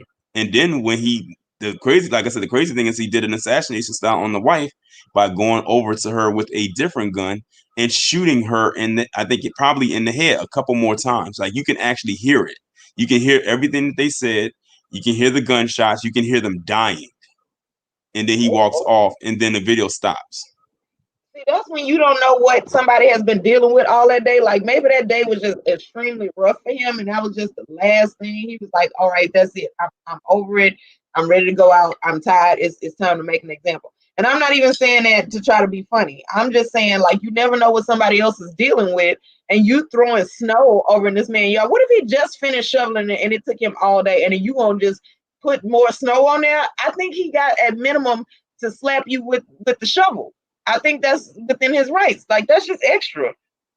Yeah. When I saw that, I said that had to be one of the wildest stories that I had ever seen or ever read. Like when I had saw that the other day, I said I had to talk about this with my subscribers in my live stream yesterday, and I decided to talk about it. It's weird. It's the man. Like I said, like you don't try or go out of your way to push people's limits. And the reason why I wanted to bring up that story because of what y'all were talking about with LeBron and the PC chick and how a lot of women like to jump into the arguments with their men when it's just between them, and they escalate it. They make it worse. And that's what she did. She made the situation worse. As a matter of fact, had she had not jumped in, the guy probably would not have gone back into his house to get his gun. That's what I'm saying, bro. Like, again, I was just saying, like, women need to, like, stay out of that. Let men handle man shit between each other. Because, like I said, anytime a female gets involved and thrown in the mix, if they're, whether, it's like physical or whatever, if the woman gets hurt or touched in any kind of way, like you said, all it does is just, or if, somebody cusses the woman out and it's your woman, it just makes shit more complicated and it just takes it to a whole nother level and it's just unnecessary. So, yeah, I agree with you on that. That's exactly why I brought up LeBron when he told his mama, sit your ass down. Like, I'm a man. I can handle this. Don't worry about it. Chill out. Yeah, and you can tell LeBron when he did his did you see like his post interview and everything? Oh yeah, like his that, response. I meant to talk about that. Yeah. He was like, I missed that interaction with the fans and the audience. So, I don't think he really mean that way, but he was just trying to clean it up. And he was being petty and politically correct at the same time. Like I peeped what he was saying. Like the part at the end that got me when he was talking was when he said something about the mask and everything. She said, and she had the nerve to take down her mask when she was encountered by the refs and the security. And you said, I'm worried about them because safety first. Yeah, and they was kicked out too. By the way, she was kicked out. Yeah, she was kicked out. Yeah, they both were kicked out. I'm not surprised though, bro. I mean, just keep it real. If anybody that knows, and this is probably one of the reasons why I'm not LeBron fan like that. LeBron is very petty. You know what I'm saying? Like on so many levels. So, when he did that, I was not surprised. I'm like, yeah, typical LeBron reaction. I knew he was going to be petty and kind of like politically correct at the same time. That's what he liked to do. So it is what it is. Hey, one more thing before I move on to the next topic. I was going to say, Tori, I see you investing in Dogecoin? No, I'm not. I just threw that out there, but I saw that a lot of people are, talking about Dogecoin nowadays. I said, what happened when Bitcoin was on the rise and people tried to say that, oh, I don't know what that's going to do. I said, y'all better not fall for it this time. Hey, it's going up right now too. It's up 15% right now. Damn, that's crazy. And Bitcoin was up to like 40,000. Now it's dropped down to $39,400 right now. So yeah, man, these cryptocurrency is taking off. When y'all talk about Bitcoin, it really makes me sad because I remember when they first started talking about it, and I wanted to get a piece of it, and it was like $100 for a whole coin or whatever. And I just think that had I not let my hating ass Black community tell me that that's retarded, I would. Scam, Topaz. You gotta thank Jesus. Believe in Jesus. What you say? I said they say it's a scam. You gotta thank the Lord. You gotta pray to Jesus. He'll make it right. Yeah, I literally am one of those people. Like, it breaks my heart to hear y'all say that this is up to $34,000, and I just kind of keep track of how much it is now. And I'm like, I would have had $33,000. Hey, listen. All my life, for listening to Black folks talk about the stock market, they say that's a rich man's game. You got no business doing that. I said, man, all these little cheap ass stocks. Man, I could have been did something back in the day. Like 2009. It was like 2009 or whatever. But that's why I'm having a stream coming up soon where we talking about like stock markets and banking and all this stuff to ignore all the bullshit that our parents taught us. But all right, I'm going on mute. Right. Go to church. Put your money into church. Put your money into church. That's what they think. But speaking of LeBron, to go back to LeBron, she the Karen, whoever her name is, she better be lucky Savannah wasn't there. She would have knocked her wig back and make her look like a Pez dispenser. I doubt it. Sir Type said, I doubt it.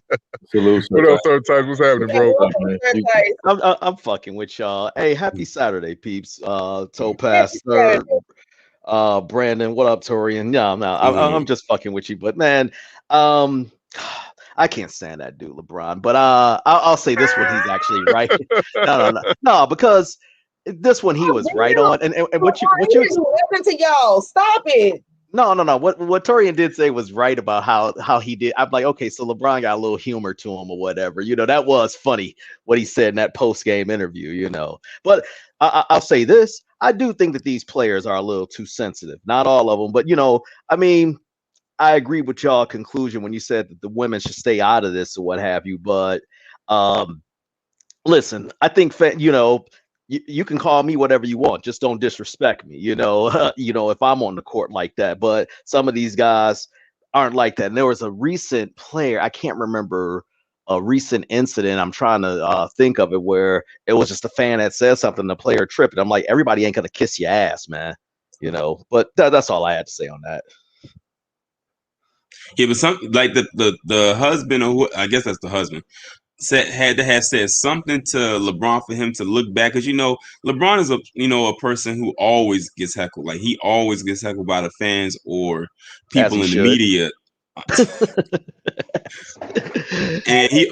So something that guy must have said really triggered him for him to look back at him. And they're in a place where it's not a lot of people, so you can really hear the people now with what they say. I remember one time.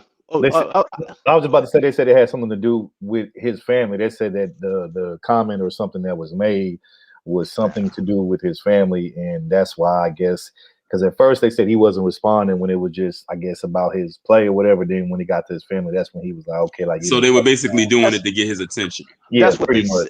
That's what they say. I had the. Because I'm gonna let y'all have it back. This is the thing: when heckling goes too far, when heckling, you get too comfortable. Some things you are supposed. I know we all supposed to be above it all or whatever, but some things you supposed to let people know. Whatever it is I got going on, I will stop all this and fuck your soul up. Like, some comments you can't let happen. So if it has something to do with his family, I think that yes, at that point this whole game is over. But I don't disagree with you one bit. In fact, I distinctly remember, because I was at the game, when he had when he first year he came with Miami, and he was at the Palace and where the Pistons play, and somebody said something about like, hey, LeBron, did your mother make the trip or whatever? I mean, and it was right around the time with the whole when that whole David West thing. Was it David West?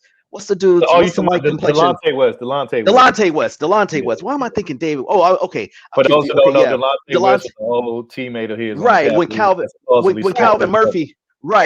Murphy had revealed, and it was, I remember specifically, it was Calvin Murphy, the old Houston Rocket now announcer, had revealed that, and then somebody had said, this was like the game right after it got revealed in the media. Somebody said that, and he literally ran up in the stands. He said, "Look, say whatever you want about me, but don't disrespect the family, okay?"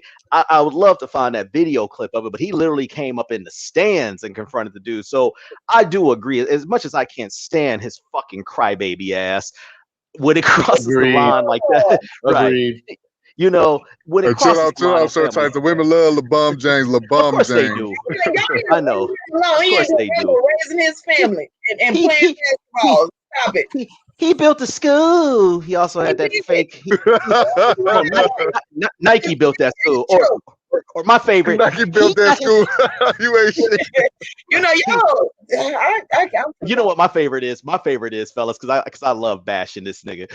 I shouldn't say it, but one of my favorite is black on black crime. No. Hey, we gonna each throw darts at each other. But my favorite is when he had the alleged racial what am I trying to say? The racial slur painted at his $10 million home in Bel Air, whatever it was, in California, but there's no video footage, and it was somehow it was somehow removed 2 hours after it was reported. I mean, he must got painters on standby. First of all, I'm gonna tell you why I call bullshit. I'm gonna tell you why I call bullshit and kept on there. When I first heard that story, I said bullshit right away. And I'm gonna tell you why, because number one, I got family out of Los Angeles. I done been in the hoods and the ghettos, and I done been to like the nice part. And Bel Air is one of the richest, influential neighborhoods. Bel Air, Calabasas, like those areas. First of all, in order to get in certain neighborhoods in those areas, gated as fuck. It's gated as fuck. Number one, so you have to get access, and you're going to get stopped by one of the people that be at the gate watching. Number one, and number two, the police be all over, up and through that, those areas. You know what I'm saying? Trying to protect the residents from over there. So ain't no way in hell you're gonna go over there just put spray something on a racial, racial slur on somebody's, property, especially the rich, influential. And then out of all people, a sports figure like LeBron, ain't no way in hell. So I call bullshit and cap on it all day. No dogs barking,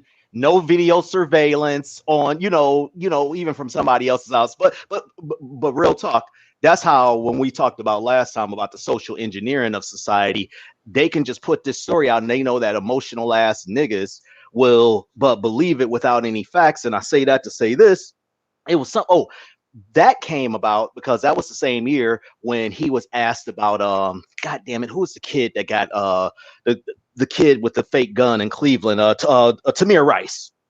That was right after when he was asked about Tamir Rice, and he said, I'm not familiar with the incident, which I think is an honest answer. Granted, it happened in the same city that he was playing at the time, but people roasted him on social media like, how dare you not know this? But I'm like, yo, LeBron lives in a bubble. Why would he know this? But that's when his spin masters had to say, we got to do something to make sure that people know that LeBron is welcome. That's when they came up with that story. Facts, my bad to derail thing. My bad to derail things. Oh, no, you good, man. But yeah, we all gonna move on to the next topic, man. Did y'all see what happened out there in New York with the 9-year-old girl got pepper sprayed by the police? I did a whole went through the whole video on my live stream yesterday, and a lot of people, when I was talking about it, did not see the whole thing until yesterday. Yes. So a lot of people only saw that part where she got tased, right, but they Hold did on not one second. see. Wait 1 second, Tori. We're gonna get into all that real quick. Okay. But yeah, so everybody else on the panel, y'all seen it? Sir Tice, you saw that video? Yeah, I saw. I think he fell off. I think he fell off. Okay, appreciate you, fell Sir. Appreciate you coming through. If you choose to come back, that's cool. But yeah, I saw. No, my bad. I hit refresh. I hit refresh. Yeah, did you see that video with the little girl, 9-year-old, got pepper sprayed by the police? I did not. You didn't see that? Not at all. Okay. Topaz the third way. Everybody else saw that, right? Well, I'm not gonna show that particular video because I don't want to get our channel strike down and nothing like that. But so this is my thing. When I heard about it Monday, it was on actually the Breakfast Club. I got a recommendation from them, so I checked it out. And Charlamagne was all, the police was wrong for pepper spraying that little girl. They had no reason to do that. In my opinion, I would have just threw the little girl in the back and closed the damn door, whatever. But I guess police are kind of scared, iffy, like they don't want to do something to get them in trouble, but this really got them in trouble. That was a dumb idea from that white police female that did it, the female cop. But anyway, so everybody's grilling the cops. Then all of a sudden, 3 days later after that, I get news about the mama was the one that called the police, the one that got the police to come, because the little girl ran away from the house. They had a domestic violence case, I guess, in the house. Dispute, excuse me, and the mother stabbed the little girl's dad or something. So I want y'all to check out the beginning of what all happened and what escalated for that whole pepper spray incident. Fair use. If you can you present that to the people? Finish playing the video. I'm going first, just so y'all know. All right, ladies first. You got it. So it's child versus police, right? Yes. Yep. Okay. You so upset? She stabbed my dad. Who did? Her. She did? Okay. My blood you seen off of my lip. The fuck? It was not because we walked in the house. He was holding his stomach. That was my blood. So your lip gonna be on your stomach too? Everybody mute up. Everybody mute up. Yes, you grown ass little girl. You're grown as a bitch. You don't know what you're talking about. Look at you. That was your blood of your lip. That much blood? Yes, he had me in the head like you finna really make me do. Man, you almost called her a bitch right there. She 9 years old. She's talking crazy to her in general. That's why she's done. It's okay. You sit there, watch this man put his hands on this little girl is accusing her mom of killing her or hurting her dad. No, yes, he did. How do you know that? Because how do you know that? Yes, because when he walked in the house, my car, he was holding. Okay, so your lip gonna go with his blood. And he has me in the headlock. I'm not so saying. You stabbed him? I'm sitting here arguing with it. Yeah, until I stabbed him. Yes, you did. I just put the police on him. They gonna find him. No, he is. No. They gonna find him. Dude, just come with me to my car. You gonna get your ass for sitting here lying. I'm not. Come on. I'm not going to. First of all, Steviana, you gonna bring your ass to this motherfucking house, and I'm gonna ask you one more time. You gonna bring your ass to this house if I yoke your ass up and drag you home? I got custody. You're my child. So you gonna take your ass home right now, and you gonna take your ass in the house. All right, come on. So trying to grab her and all that. See, lock the mama up. Lock the mama up. That's what I would have been doing. And the little girl don't want to go home, and she's accusing the mom of stabbing the dad, and the mom's calling her all kind of names, telling her she's grown. No, just exactly. Stop. Who the fuck is you talking to like that? Get away! Who the fuck is you talking to like that? Who the fuck is you talking to like that? No! Come on, you gotta come with me. You gotta come with me. Who the fuck is you talking to like that? I guess neighbors started pulling up, driving. She got into it with people in that car right there. All right, listen, do me a favor. Go back to the house. All right? Bad advice. You're not running away. They were supposed to take You're her not running away. to somewhere safe. Come on. Can I help you? Wait a minute. The cops are there? Yeah. Come on. Can I help you? Can I help you? Come on. Can I help you? Can I help you? Can I help you? All right, let's go. Stop. Enough. Can I help you? Enough. You can suck my dick. And you can suck my This is the dick. mother's And you can suck my talking like dick. that. Enough. Oh, that's the mom? Okay. Bitch ain't shit Yeah. pussy about me. What up? Come on. Stop. Stop. What up? There's actually a combination of both the daughter and the mom pressing at the person in the van. 4-7. All right, you can shut off right there. But anyways, like I said, so I didn't see that video, and before I seen that, the mother had an interview with people, her lawyer, and she's just talking all nice, like, I love my daughter, and what the police did to my daughter was so wrong. Women just switch up. They just act like they so innocent. Lady, so you go in first. Okay, yeah. Okay, so first of all, the mom trying to sue. She's trying to get money out the city for them pepper spraying this little girl. Here's the thing, right? So the little girl is saying, I saw you stab my father. It was his blood. The mama is telling her to shut the hell up. She don't know what she's talking about and calling her grown because she don't want her daughter to believe what she's seen with her own eyes. I mean, I'm going to tell you right now, yes, I'm triggered because I grew up in a household like that where my mother did not want me to believe what I saw with my own eyes. And she wanted me to then go out and tell this bullshit ass story that she put together that sucked, that nobody would believe. And I'm supposed to go out there and it's my job to make people believe this story that I already know and have evidence with my own eyeballs because I got 20/20 vision that didn't happen. So for me, this is horrible. And that little girl did not want to go back to that house with the mom. She was willing to fight the cops. She was like, let me go.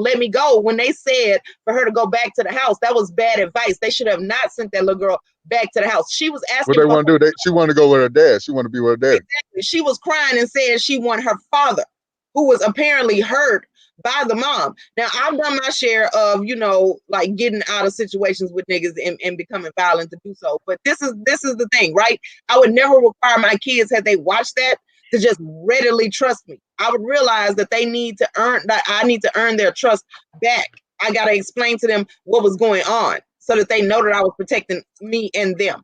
But see, the mom wasn't doing that. Exactly. Gaslighting. The mom was mad. And so she's banking on the fact that people believe adults over children. And so you know what that does to a child? I've seen what that does to a child. And when we have all of these people that's messed up as adults in the community, that's the kind of stuff that they've gone through as a child and wasn't allowed to say nothing. And the whole family telling them they better not say nothing. They was making it up. It's their fault. And so my thing is, whatever it was that was going on with the mom and the dad, because I've also had an abusive relationship as well, where, I didn't, where the dude, he won the fight, but I kept fighting. This is the thing. That never got to my kids, though. I never brought that to my children at all. They never had to see that. They had no idea that was going on.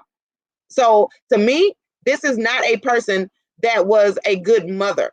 And the child the child did not want to go back there. The child is 9 years old. She's old enough to know what she saw.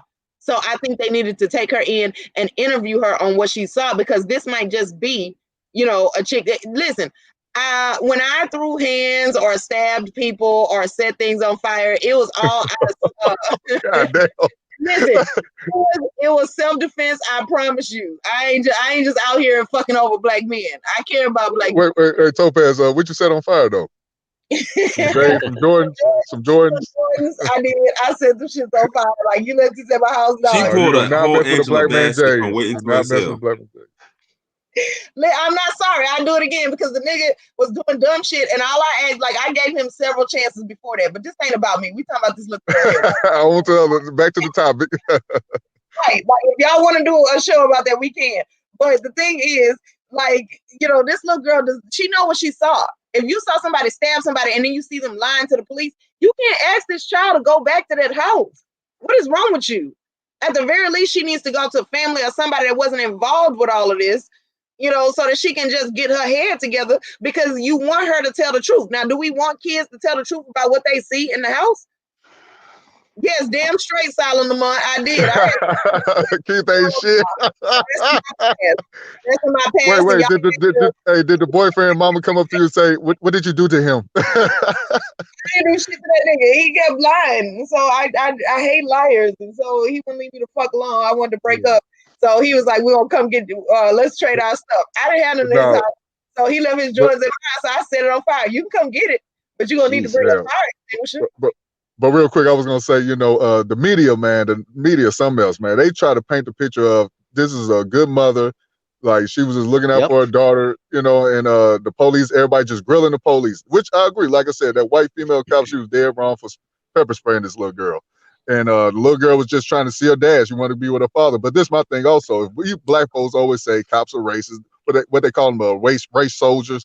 Why y'all keep calling them? What's the point of calling them? Call your neighborhood. Why you taking my thunder? Why you taking my thunder? I'm just saying, man, it doesn't make sense to me. I mean, I get it. You know, police is supposed to be there to bring the peace. I definitely agree with that. But all the time I hear brothers and sisters say, fuck 12, fuck police, but we keep calling them for some reason. And that's my thing. If your daughter's mentally ill, whoever mentally ill, call. Brandon, you there? They should have like a CERT team, you know, a crisis intervention response team. And I got, I'm gonna do a upload on that, because there's a city, I think in Florida somewhere, where they started that and they were able to go 6 months without any mentally ill people being shot by police. It's sad that that is a hallmark, but that's the thing. Like, that's what's needed. Sometimes people don't know. And the mom called the police saying that the girl was suicidal. I mean, would you be suicidal if you watched your mom try to kill your father and you love him? I'm glad you touched on that. The two of them, the little girl doesn't want either of y'all. Like, the little girl does not want either one of y'all to be hurt. She is hoping for a resolution where both of y'all can be safe. That is her. I don't think she cared about her mama. She was caring about her. You are creating a problem for her. I think her and her mother, they don't get along. But real quick, I want Torian to get in first, then you go next. Go ahead. My bad. Go ahead. But yeah, like I said, that's why I'm glad that I was able to see the entire video. I had to shout out to Kendra, the Crimson Cure, because that was the way that I saw the entire video, because she did a breakdown on her channel. And that's how I saw the entire video from beginning to, you know, wherever it stopped off at. And like I said, like, that's just real crazy in the world. I'm glad you stopped it where you did, because the part where she gets to the point where she starts screaming out for her dad, like, that part just sent a chill through my body, and not a good one either, because it was one of those like screams where somebody sounds like they're dying or someone's like murdering them. Like, it was those kind of screams. And that's what caused, they literally sent like half the department out for this incident. Like, if you watch the rest of the video, if you haven't seen it, you see like a whole horde of squad cars that come out that block a four-way intersection for that one girl. When what started off with one turned into like 7 or 10 because of that one incident right there. But that was just crazy. And I kept thinking to myself, that mother sounded like Monique on Precious. Dude. He did. Yep. He absolutely did. And that movie really, it triggered me, and I'm not even sorry to say it. But yeah, like, mothers like that, I could not imagine doing nothing like that to my child. Like, how damaged do you have to be where you feel like it's okay to beat up emotionally on this child that you know is dependent on you mentally and emotionally? Like, I just don't understand that. And she said that her mom was pregnant. Like, if you saw the rest of the video, she said that her mom was pregnant. Good Lord. I only say that to say I was saying, good Lord, some dude smashing that. First of all, I didn't see the video. If the cop, no man, I mean, they talk about this house that she finna do the same shit to if the people let her get away with it. See, this is about black community. If black community tells this raggedy bitch that it's okay for her to do this shit to a child, she's gonna do the same thing to the second one even more. Absolutely. And now that second one is gonna grow up realizing that the first one tried to fight it and got nowhere. Yeah, exactly. You kind of said what I was gonna say. First off, let me first say this. That use of force on a 9-year-old pepper spraying, that's complete bullshit, and it needs to be called out. So I have no issue when people say, fuck the police on that. That was wrong. If you can't handle a fucking 9-year-old, but I didn't see the entirety of the video, but that's bullshit. Okay, so now we got that out the way. The one thing that was just kind of just triggering me while listening to that exchange, we love talking about we need to get together, we need more unity and all that other nonsense, but listen to the way she was. If you didn't know that was a mother or daughter, you would have thought she was talking to one of her girlfriends and she was about to beat her ass the way that she was talking to her. Sound like they could be sisters. Yep. Right. I mean that language. I mean, listen. I'm all for whooping the kids and cussing the kids out. It's one of my main motivations of having a child or what have you. Okay, but and I got to get some payback or whatever. That's a joke, guys. Whatever, I know, But no. I was an extension cord. So somebody got to get this shit back. Hey, but no. Sir Tice, aka Joe Jackson. I see you, man. Right, exactly. And Joe Jackson's one of my favorite individuals. Joe and Ike. All right, Joe and Ike. Those are my favorite individuals. But no, real talk. Just listening to that exchange, you could hear the pain in that girl's, like, when she just didn't want to go back. But I'm just floored what I was listening to, and I'm not going to act like I'm not immune to this or I've never heard this before. But I'm so removed from this. And what I was going to say about is when kids are conditioned and hearing that stuff, they grow up to do this. And this is why people don't value each other's life. And this is why I say that whole people can throw all that unity crap out of the window, but this is what they're coming up. And now you telling me she's pregnant. So they talk about toxic masculinity. Shit, that's some toxic ass pussy if there ever was any.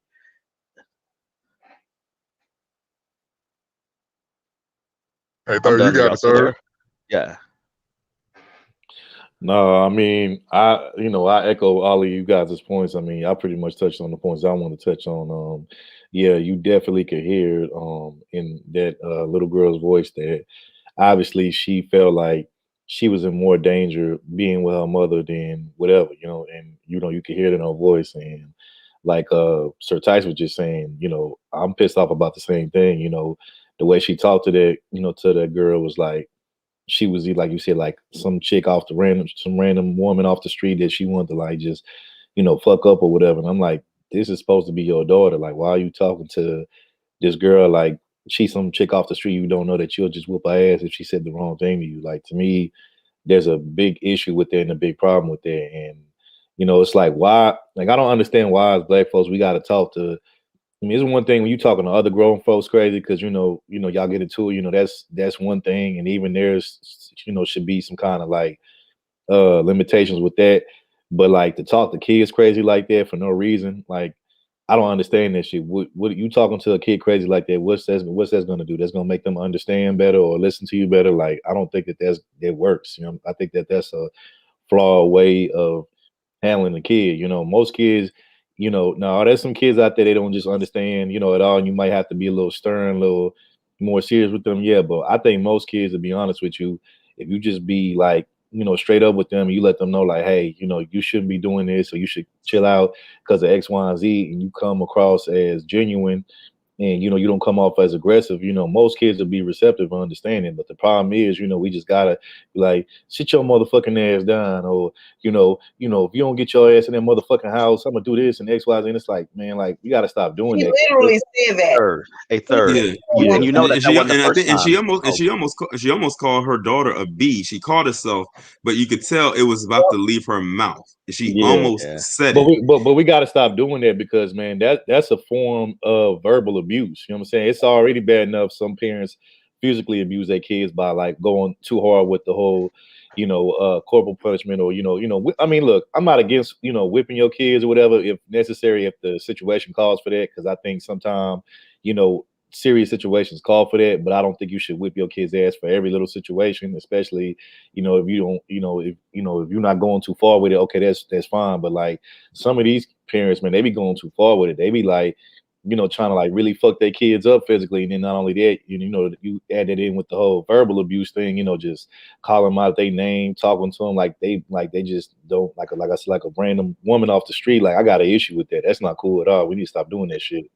Yeah, because kid as your equal. Like this is the thing. I feel like if you have to resort to just hitting your kid out of emotion instead of explaining it to them, then that means that you can't, like, you're not a person that has a good vocabulary or understanding of life to where you can express yourself. You don't have any interpersonal skills, any communication skills. That means you lost already. And what can a child do that will bring you to that emotion? Right. As a parent, I am not willing to admit that my kids at all, or any kids, can get me to that place. I'm sorry. Shouldn't like there be in the back of your mind the thought that I'm grown, I know the answer, I'm gonna be proven right? Like if you devolve into that, that means you are a person that don't have a whole lot of adulting skills, already. So you're right. You're right. Basically, also it's like they haven't fully grown or matured. Like they say, age doesn't define maturity. There's a lot of arrested. No, I was talking about that, Tori. I was saying there's a lot of we hear it's cliche about the community needs therapy, but that's true. There's a lot of arrested development within people. And I'm gonna just say this, y'all think that was the first time that she said that shit? Shit. We can clearly hear right, exactly. I mean, she seems like I lost my job because I would have windmill punched that bitch. She you're not gonna like that in front of me. Right, exactly. I mean, she comes off as the type of parent that when the kid was a baby or whatever, shut the fuck up. Yeah, exactly. You crying, so that's you. I can't do it, bitch. Did you think about that when you was laid on your back, spreading your legs? You knew babies cried. Shut your motherfucking ass up. And then on top of that, you also gotta take into account she just saw her mother stab her dad in front of her. Exactly. That's even more trauma that she just saw, which is probably why she ran away. And when I was talking about it in my live stream yesterday, someone was telling me that there was a warrant out for his arrest for domestic abuse. Gee, I wonder why. They're trying to say that he wasn't the one that started it. So the mom wanted her to shut up. If y'all let me ask y'all something real quick. So I think I'm not trying to stereotype y'all, but I think we all grew up in the hood. Everybody on this panel. I did. I didn't grow up in the hood. See, the hood was a step up. I grew up in the projects. I grew up in the hood. I grew up in a middle class neighborhood that became the hood, unfortunately. Okay. Check this out. Let me paint this picture with y'all real quick. So let's say we all in middle school. Topaz cheerleader. We all on the basketball team. My mama, she dropping us all off. So we all in the van. My mama say, "Hey Brandon, when we get home, I want you to go upstairs and clean your room and all that." All of a sudden, you hear me say, "Bitch, I ain't doing shit. I ain't doing the goddamn thing." What's the first thing y'all gonna think about? What's the first thing y'all thinking in y'all head? It was about to happen. My first question would be is how many letters is going to be on the tombstone? Right. You know what I'm thinking? I'm thinking like I'll be like, I'll be like, who the fuck you talking to? Like, who the fuck you talking to like that? Is you crazy? My mouth would no, my mama will backhand me so fast, man. I mean, all my teeth gone. I just can't imagine being disrespectful to my old bird, or my granddad, my father wasn't really there in my life like that, but my mama didn't play them games. You disrespect her one time, man, it's a wrap. Pop in the mouth, so I just grew up around a lot of black mothers that did, whoop their kids, discipline them by, punches, slaps, get that iron cord, whatever they do. Anything they find, they gonna pick up. Whatever they find that's gonna hurt you, they gonna pick it up. I don't care if it's a shovel. Shoe trees, extension cords, back of shoes. Go get the switch. I'm in a flashback. My bad. I'm getting flashbacks, man. Hey, I'm shaking over here, man. I'm shaking, man. Y'all don't know what it's like getting hit with a wood ass shoe tree, man. Man, my mama threw a shoe at me. Hey, it was on the popping in mine. Hey, bro, what about them hangers though, bro? Oh man, Yeah. wire hanger. Yeah, wire hangers. Oh my god, that shit hurt like a motherfucker. That's some pimp hoe shit, you know. Right. Hey, black mamas don't play. Black mamas don't play. But this is my thing, though. I think like certain types, and somebody else was saying, like it's just going too far. I mean, Third World was saying, sometimes we go too far with it. I mean, I don't mind getting the belt. I mean, I just get the belt. If anything, don't get no damn switches and all this. Like they was just going too far with it, treating us like slaves, man. We ain't in slavery. Bro, I know some kids who they. Before we go ahead, because see, we're not saying that not to discipline your kids. See, in the example that Brandon gave, his mom had been taking everybody out and was doing a bunch of good mom shit that day, and he just decided, I'm gonna act up because my friends here, I want them to see I'm a badass. He was supposed to get the ass whooping. Yeah. I understood it, and as an adult, I was speaking hypothetically. I ain't gonna do nothing like that. I'd never done nothing like that. I probably got into fights or something at school, being bad in school. Then I got my ass whooped. And that's another thing. I've seen kids get their ass beat in school, but still act up. Like they mama would come here and whoop them, but they'll still. I'll be like, damn, bro, like what's wrong with you? You must like it. Listen, this was the philosophy. This was the philosophy of my mother. Like, well, fortunately for me, I was able to grow up with both my parents. But this is the philosophy of my mother. She was like, look, if I have to get a call while I'm at my good paying job to come down there and deal with you, when we get home, it's a wrap. Yeah. Because she said you are cutting it. She said you are cutting it. You said your foolishness is cutting into my pay. Hey, bro, you know how many times? Exactly. Bro, you know how many times I've heard that same speech from my mama, dog? Like you ain't never lied on that story, right? Hey, look, bro, it's so bad. I've known, not necessarily me, but I've known some people where like their parents just went way overboard with like beating them and whooping them. I know some parents, some kids they mama them whoop their ass with belts with like rhinestones on it and all kind of like you know what I'm saying? Oof. Yeah, like that shit crazy, bro. Like I don't with the holes in it, so it sucked the meat up while they and then Hey. And don't let it be an off guard one. Don't let it be catching you when you like get out the shower or something like that. And you wet. Oh yeah. Hey, real quick, I got one more clip I want to share to y'all, but real quick, I thought somebody would probably come up and be like, they don't do white kids like this. I'm saying, hey, I want to show y'all this clip of this problem little child, this problem little boy, and I want to know what would y'all do in this situation. So, Topaz, if you will. Right, and I typed it in the chat earlier that Brandon did do his due diligence and his research. He got one for both sides, so y'all got to hand him that. Hold on, let's see. So this is Problem Child. Is this one of those the white people do it too? You gotta be fair. We gotta be fair. Because little Bobby and Susie, they'll take it to the extreme, and they might take you out. Man, listen. You about to watch this, man. Watch this video. Gotta get. Don't tell me what to do. What the fuck? Right, that right there. You don't take yes, the fuck I do. So look, he threw a rock at him. He threw a rock at the man. So he had pinned him down, wait till the cops get him. So the cops got the little boy arrested right now. That's what I'm gonna say. They dragging him, picking him up. Look at him. That's what his ass get though, man. That's what he get. So I want to ask actually y'all, man. Oh, you can stop right there, T. That's it. But I was gonna say, I want to ask y'all. What was that he doing in the car? Rocks. He was throwing rocks and bricks. I got about to say, look like a brick. Hey, bro, look.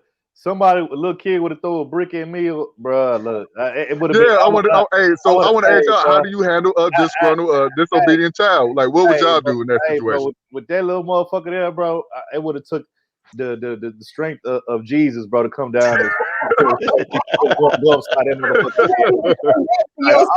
I'm just being honest, bro. Like, I don't condone, fucking up little kids like that. Put my hands on them, but hey, that little motherfucker right there, he had a special invitation to this shit.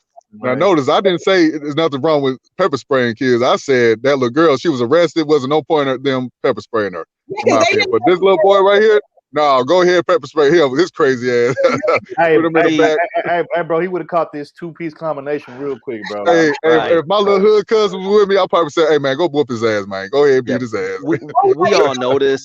We all know. Good idea. That's a good idea for a cop. Like, I ain't gonna hit you. I'm not gonna pepper spray you. But what I am gonna do is call my little cousin. Yeah, yeah. Lil Ron gonna beat your ass, boy.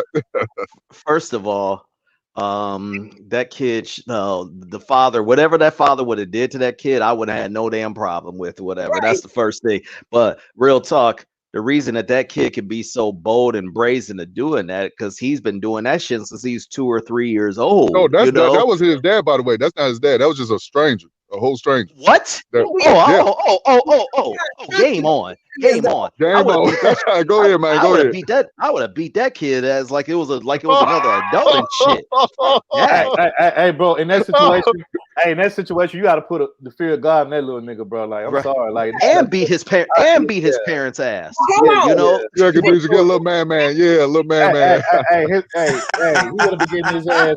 He would have been getting his ass beat like a motherfucking pinata that day. I'm sorry. Yeah. Did y'all see how stocky this little kid is? He didn't look like a regular 9-year-old kid. That looked like a grown ass man to me if I was a cop. I like when they picked his ass up. I thought they were gonna ram him into the Oh, go ahead. Yeah. I was gonna say, Tori, what would you do in that situation, man? I gotta hear this. Make it look like an accident. A good one. That's a good one. Hey, he tripped and fell. He bust his own head. I didn't mean to burn him. I didn't mean to burn him. Man right there. I didn't mean to set the little bastard on fire. Listen. I've seen videos of, like, let's say a 8-year-old beating on a 2-year-old. Like, if you in that situation, I understand people say you're not gonna put your hands on kids, it's wrong, but nah, man, you touch my little infant child, like, dog, I'm sorry, you getting knocked out just 1 second. There's exceptions for everything. There's always exceptions. Exactly. Yes, sir. I'll never forget. I saw a video. It was a couple years ago. It was this little black girl. She beat the brakes off of this little white boy for calling her an N-word. I mean, she went ham on this little kid. Like, I see that video too. I saw that. Yeah, she like, yeah. You could tell by her technique that they were like, she was being taught how to box because her technique was good. Like, she had her, like, the way her stance was, like, she was going in. Like, he just called her the N-word one time. She took off that book bag and just went in. Like, that little boy didn't stand a chance. Bag and let him know. What'd you say, T?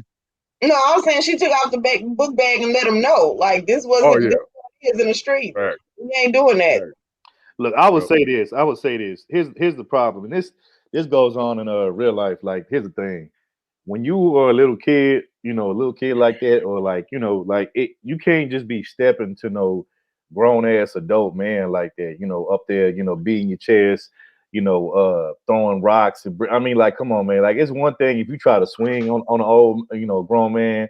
And, I mean, I could block your head. So, I could just pick your little ass up like, man, what the fuck you think you're doing? You know what I'm saying? Grab you by your shirt or something. But when you throwing bricks and rocks at me, like, that's a whole nother thing. Because if that brick was laying in my forehead or on the side of my head or something like that, like, you can majorly injure me that way. Just think about what about if he threw something at your child? If you had your kid or something. Exactly. Oh, he would have got thrown down the street. Like, that's what I'm saying, bro. Like, all bets was off when he throwing bricks and like these are harmful weapons that if it land in the right spot with enough force I could be out. You know what I'm saying? I could go from being fully functional to I could be a vegetable now in the hospital. So when you do shit like that, bro, like, all bets is off. So now, like I said, if it's one thing you trying to swing on me, I eat your punches, or I just like grab you and just like pin your ass down, and be like sit your little ass down, little nigga, some shit like that. That's one thing, but to be throwing bricks and rocks, bro, you out of line. Like, that little boy gives me Damian Thorne vibes. Oh wow. Yeah, Damian. I bet you if you cut his head 3 little 6s in a circle. Right. On his head.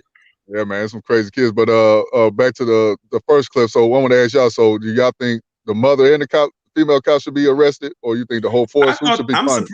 They should have tased the mother, if anything, because she got aggressive with the daughter. Facts. She got aggressive with the daughter multiple times, both verbally and physically. Yes, sir. Exactly. So you think that cop that pepper sprayed the little girl? Do you think she should be punished? Yes. And you want to know what's so crazy? All the male cops were trying to be more, I guess, hesitant, not so much Yeah. hesitant, but more That's why they allowed that white female more cop to do it. understanding with the situation. But when she came in, she wanted to be the aggressive one and Yep. pepper spray her. And notice that was another female pepper spraying a younger female, not a male pepper spraying a female. Facts. That's why Even the male cop was trying to be more hesitant with the mother, even though she deserved it. If it would have happened to her. But the female cop was like, look, we can't handle this. I'm gonna just go ahead and spray her one good time to calm her down, because what y'all doing ain't working. And she did it with no hesitation. But see, real quick, I was gonna just say the cop should have or another cop should have separated the two, because she was calm and cool in the beginning with the cop. She was talking and stuff. He had her calm, but then when the mother came in, that's when the little girl got frustrated. She got mad and started, acting up. My bad. Go ahead, Third. No, I was just saying again, as a little kid, never step to an adult man in a certain way like that unless you're prepared to handle those type of consequences. Stay in the child's place. Yes, stay in the child's place. Don't ever step to no grown ass man, because you don't know what that man could be going through, what he thinking. And look, I'm gonna keep it real. Some people out here, not to condone and saying it's right, but some people out here don't give a damn about you being younger than them. Some people gonna be like, oh, okay, you gonna step to me like a grown ass man, like you ready for? Okay, all right, I'm gonna show you. I'm gonna see how ready. Hey, you saw what happened? That little 11-year-old black girl got knocked out by that white man. I was just get out of there, bro. Get out of there, bro. Get out of there, bro. Let me get out of there. I was getting ready to say that. Yeah, I remember I did a commentary about that. I had so many people mad at me. Yeah. I didn't listen. I did not agree, that, he knocked it down like that. But I also did not just turn a blind eye to the fact that she tried to square up with this big, giant behemoth of a dude that to her looked like a giant. And then she tried to square up on him, and he knocked her block off. But see, can I be real? I got to be honest with you. There's see, look, when I evaluated that video, I agree with what you said. He shouldn't have knocked her out, but she shouldn't have ran her. But let me tell you why she did that. Because let's keep it real. A lot of women know that 9 times out of 10, most men, they got some kind of self-respect and dignity for women, not gonna put his hands on a woman, and they know this. Very true. And they play off of that fact, and because they play off of that fact, they, this is why they feel like they can just go run up to any nigga in the world and just put their hands on him, get all in his face, put the finger in your face, point in your face, and it's like, what you gonna do? Oh, you hit me, you a bitch ass nigga, you hit me all, and like I said, they play off of that shit. They try to use the shaming language. Yeah, exactly. But they play off of that shit, knowing that if you respond or do anything big, put your hands on them, that they're gonna look at you like you the damn victimizer, instead of being the victim. And so this is why they can do that. But see, what that little girl wasn't expecting, and again, I would say this to me, I would say black men tend to hold that code and that honor more than other races of men. Other races of men don't care as much. Like you a woman, you run up on them in their face talking that bullshit and putting your hands on them, they're gonna knock your ass out, right or wrong. So we have to we have to look at the culture. I mean, we've said this a million and gajillion times, but when we look at the hell, I'll even break it down into whatever people's social class is. So sadly, on the more lower economic run, you're gonna see that kind of disrespect. And this isn't to say it doesn't happen on the higher, I'm just simply saying. But when you look at other groups of people, and it's saying that other groups of people are perfect, but when you look, you don't see that type of just disrespect or, ooh, I'm gonna say this because I know he ain't gonna hit me or what have you. But then be the first mother, when you do react, then here come the soprano in their voice. How dare first you this masculine bass, all this, you ain't shit but a bitch ass nigga. Then you say that to the wrong motherfucker, and now it's, oh, you're such a lady. And I just get sick of that shit. But I say to brothers, just try to stay away from those kind of people, because you don't know when they'll flip it. Also, I can give 2 scenarios of I guess you could say viral videos of that happening. One was more lesser known. One, I'm very sure you're familiar with. So I'm gonna start with the more lesser known one. This one happened a couple years ago. I forgot what state it was in, but I can tell they were in some kind of a carryout or something like that. And you had a black guy sitting right there, sitting on the ledge, and you had 2 black women. One of them was just kind of standing there looking at, I guess that was her friend or something like that. Now, mind you, the one who was doing all the talking, trying to talk down on this guy, say whatever she was saying. She was just talking. The talking led Like the guy was sitting there, he was just like looking at her like she was crazy. And the talking led to her doing that thing, how women like to take that index finger and tap the top of the guy's head, like to push his head back. At that moment, he got up, he slapped her so hard that her ponytail came out of her head. He knocked her ponytail out of her head. Like she had her hair in a ponytail and it knocked her ponytail back.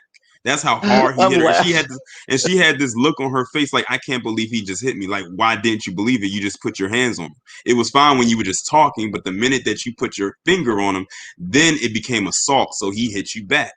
Now, the other one you're more familiar with, and this happened in New York on the train with the guy with the 8-ball jacket, where he was the bouncer at the club and they were talking all kinds of crap to him and whatnot. And you had that one girl who decided that she was, she kept like tapping him and hitting him and everything like that. And he called her a B and started to walk away. Then she reached up and smacked him in the face, like from behind. He turned around and smacked her so hard that if she had sonic rings inside of her, all them things would have sprawled out of her body.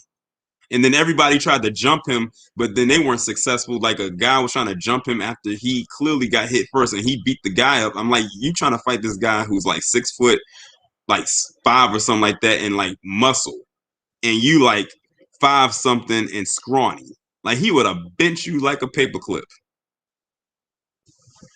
Facts, man. But real quick, real quick before we move on to the next stop, I just want to give a shout out to our good supporter and fam, Darflo, for hitting the cash app. We appreciate you for hitting that cash app, bro, supporting the show. But you got it, Brandon. I appreciate that, Darf. Yeah, man, we're gonna move on to mental health. I see our lady ghetto auntie over there chewing on something. She got pickles. Something. She's like, wait a minute. Hold on. Like that, I gotta survive. Don't chew. Don't talk with food in your mouth. Let it swallow it down first and then speak. I'm survive, and I'm not sorry. I told your ass like a few streams back. So her ass over there chewing on them, smacking on them damn barbecue pork rinds and drinking. Barbecue pork rinds. Gross. She over there. She eats some chitlins. She over there eating chitlins and drinking blood. Come on, third. Yeah, she. Chitlins is as bad as it sounds and looks and smells Kool-Aid. And it tastes. Man, listen, don't bring that crap around me. Like if you go and bring chitlins, you go to the next house. Don't come over here. Facts, man. Don't bring that shit, bro. Hey, grandmama, you can't come in this house. Nope. I'm sorry. Got to go away. Go now. Yeah, but no, Primetime said she advertising that cash out. Yeah. Yeah, she goofy as hell. Yeah, she eating chitlins and drinking on some Barks root beer soda. So yeah, so that's a horrible combination. Exactly. Ready to yeah. Anyway, so I got a video that I want to play for y'all, and this is my topic. I'm doing a love series for February. So the first week in February, I'm talking about inanimate love, right? Things that we do and we enjoy that love to things that aren't actually people. So I'm gonna play this video and then I want to hear y'all thoughts about it. So give me 1 second.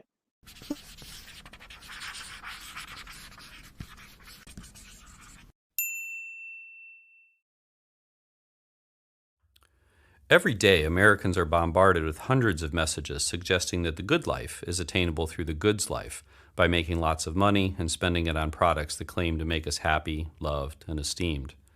On the news shows, we hear a near constant refrain from economists and politicians about the importance of consumer spending. Fair use. And around $150 billion are spent most years to embed consumer messages in every conceivable space, from TV shows and websites to public bathrooms and escalator handrails. Lately, marketers have even been paying actors to drop sales pitches into conversations in bars and city parks. But commercialization and consumerism also reach deeper, worming their way into people's psyches and encouraging them to organize their lives around higher salaries and owning more stuff. Unfortunately, this can come at a high price for the well-being of both people and the planet. Research consistently shows that the more that people value materialistic aspirations and goals, the lower their happiness and life satisfaction, and the fewer pleasant emotions they experience day to day. Depression, anxiety, and substance abuse also tend to be higher among people who value the aims encouraged by consumer society. Strong materialistic values also influence our social relationships and thereby affect other people's well-being. Scientists have found that materialistic values and pro-social values are like a seesaw. As materialistic values go up, pro-social values tend to go down. This helps explain why people act in less empathic, generous, and cooperative ways when money is on their minds. When people are under the sway of materialism, they also focus less on caring for the earth. The same type of seesaw is at work here. As materialistic values go up, concern for nature tends to go down. Studies show that when people strongly endorse money, image, and status, they are less likely to engage in ecologically beneficial activities like riding bikes, recycling, and reusing things in new ways.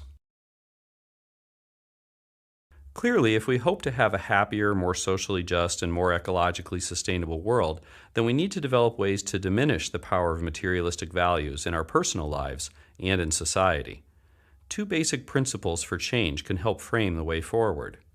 First, we need to understand what causes people to prioritize materialistic values. For instance, studies show that people focus more on material things when they feel insecure.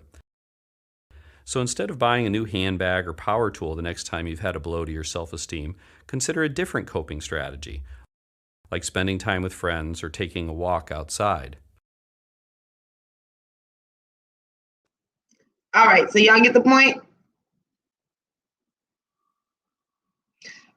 When we focus more on materialism, it stops you from being able to focus on the things that are important to us to actually make us feel better. It's usually a Band-Aid. It's usually something to cover up what you're actually feeling.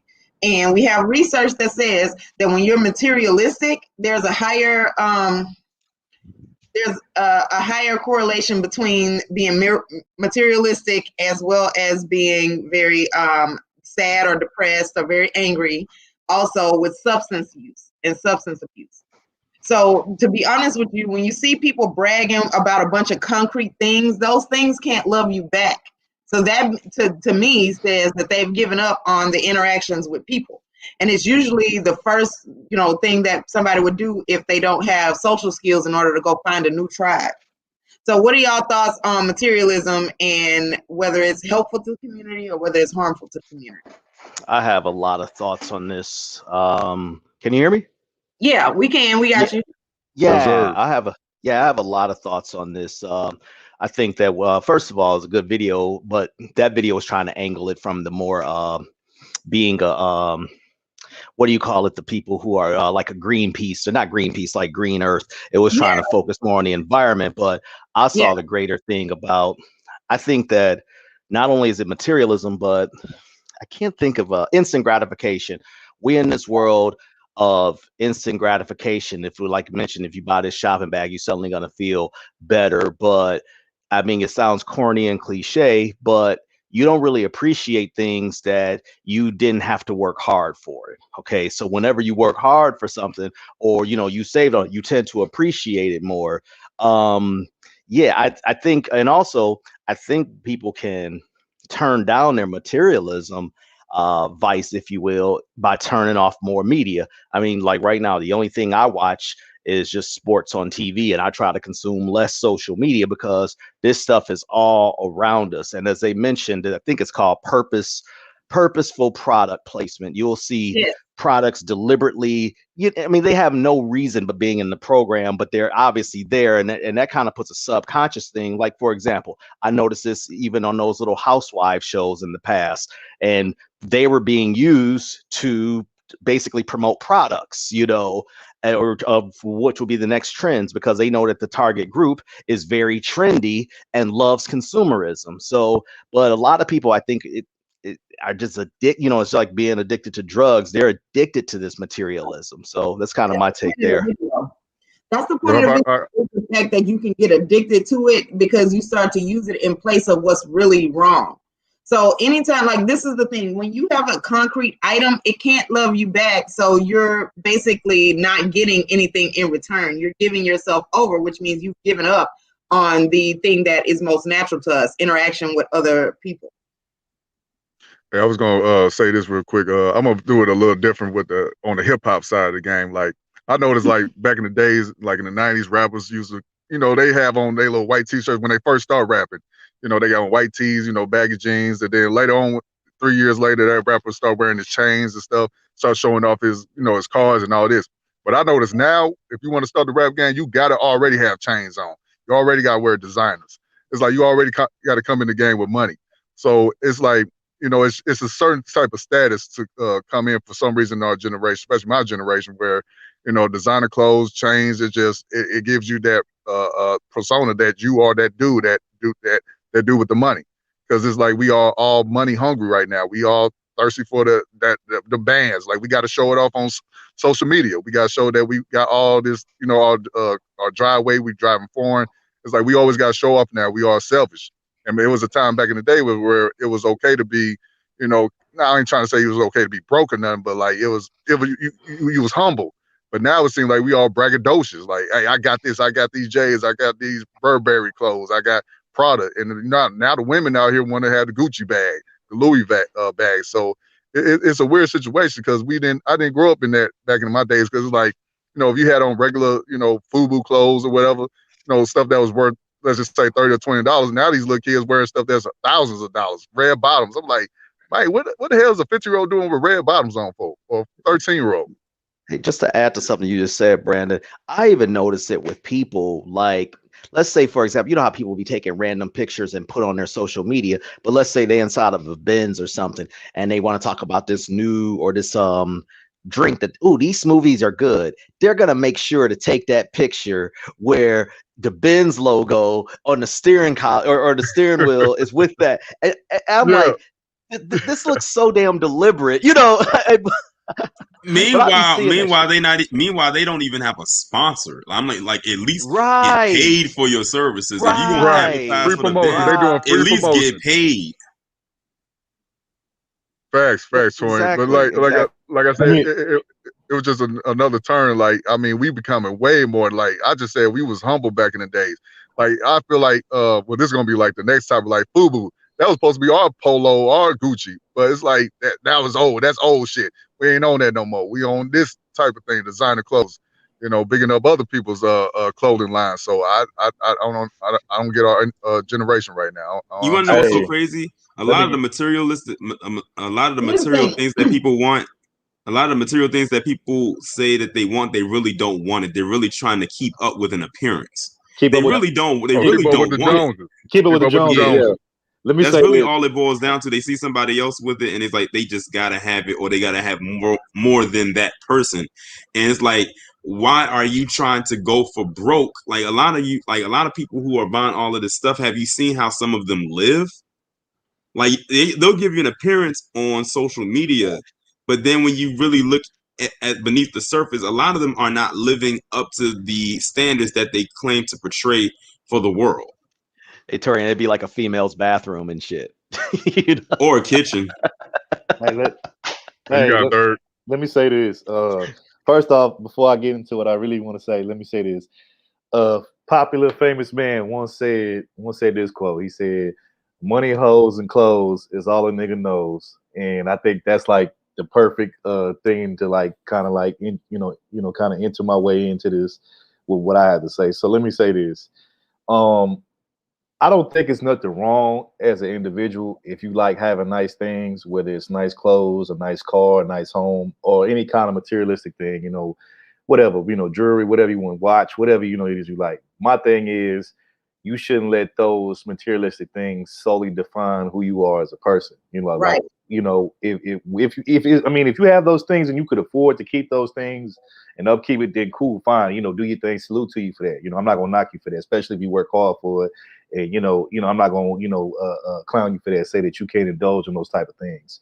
But at the same time, like I said, don't let those things define you. Because with or without, like if you have a Ferrari, but then tomorrow you don't have a Ferrari, Ferrari shouldn't make you who you are. You know what I'm saying? You should still be whoever you are with or without the Ferrari. If you used to wear Versace and Gucci, but now you can't afford to wear Versace and Gucci now. You wearing regular stuff, like regular clothes, like more like some regular stuff. Then hey, don't it's not that you're not a person no more. You still the same person. It's just you might not cannot afford it no more. You know what I'm saying? So I think there's nothing wrong with wanting nice things, but like I said, just don't let those things define you, because you still are who you are without those things. Now, I will say this: y'all made some good points. A lot of people use materialism to like fill some kind of void, an emotional void, a void that maybe they maybe they feel like they haven't accomplished something yet that they want to accomplish. So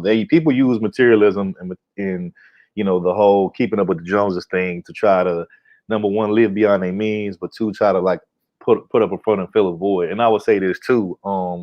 Yes, the mainstream media, whether it's music, sports, a lot of these people that they get pushed to the forefront, to represent, Black society, or just to represent, the success and the elite of Black folks, whether they know it or not. They, push a bunch of, materialism. They push this, oh, you got to have this to look cool. You got to rock this to look cool and all this kind of stuff. And, my thing is this, like I said, just if you could afford to do it, and as long as you're not letting it define who you are solely, then that's cool. And I would say this too, to me, I think when it really got bad, from what I can remember, at least this is me, when I was growing up, I think what it really like caused this whole thing is, I think, and I'm gonna go there, but I remember in the late 90s, early 2000s, when Cash Money Records, when Birdman, Lil Wayne, when they came out with the song Bling Bling, and when Birdman pretty much talked about,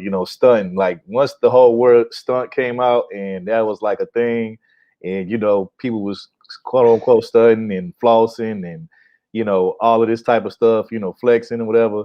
That's when it kind of became, like that whole culture of bling and, all of that, iced up and all that kind of just took off. So, I gotta, that I gotta give credit to Birdman and Cash Money and them, because they the ones that started this. From what I can remember, they started this whole. I mean, it was other guys flossing before them, like Biggie and them, and all the guys that came before them. But they the ones that really like gave a term for it and a name for it, with the bling and the whole flossing, stunting, that type of thing. Because a lot of their music was like stunt music. You know what I'm saying? So I gotta give them the credit. And I'll say this for myself. I would say one of my vices is I'm a sneakerhead. I love me some sneakers. I've always been a major sneakerhead. I collect a lot of sneakers, but at the same time, the thing with me is I prioritize what's important.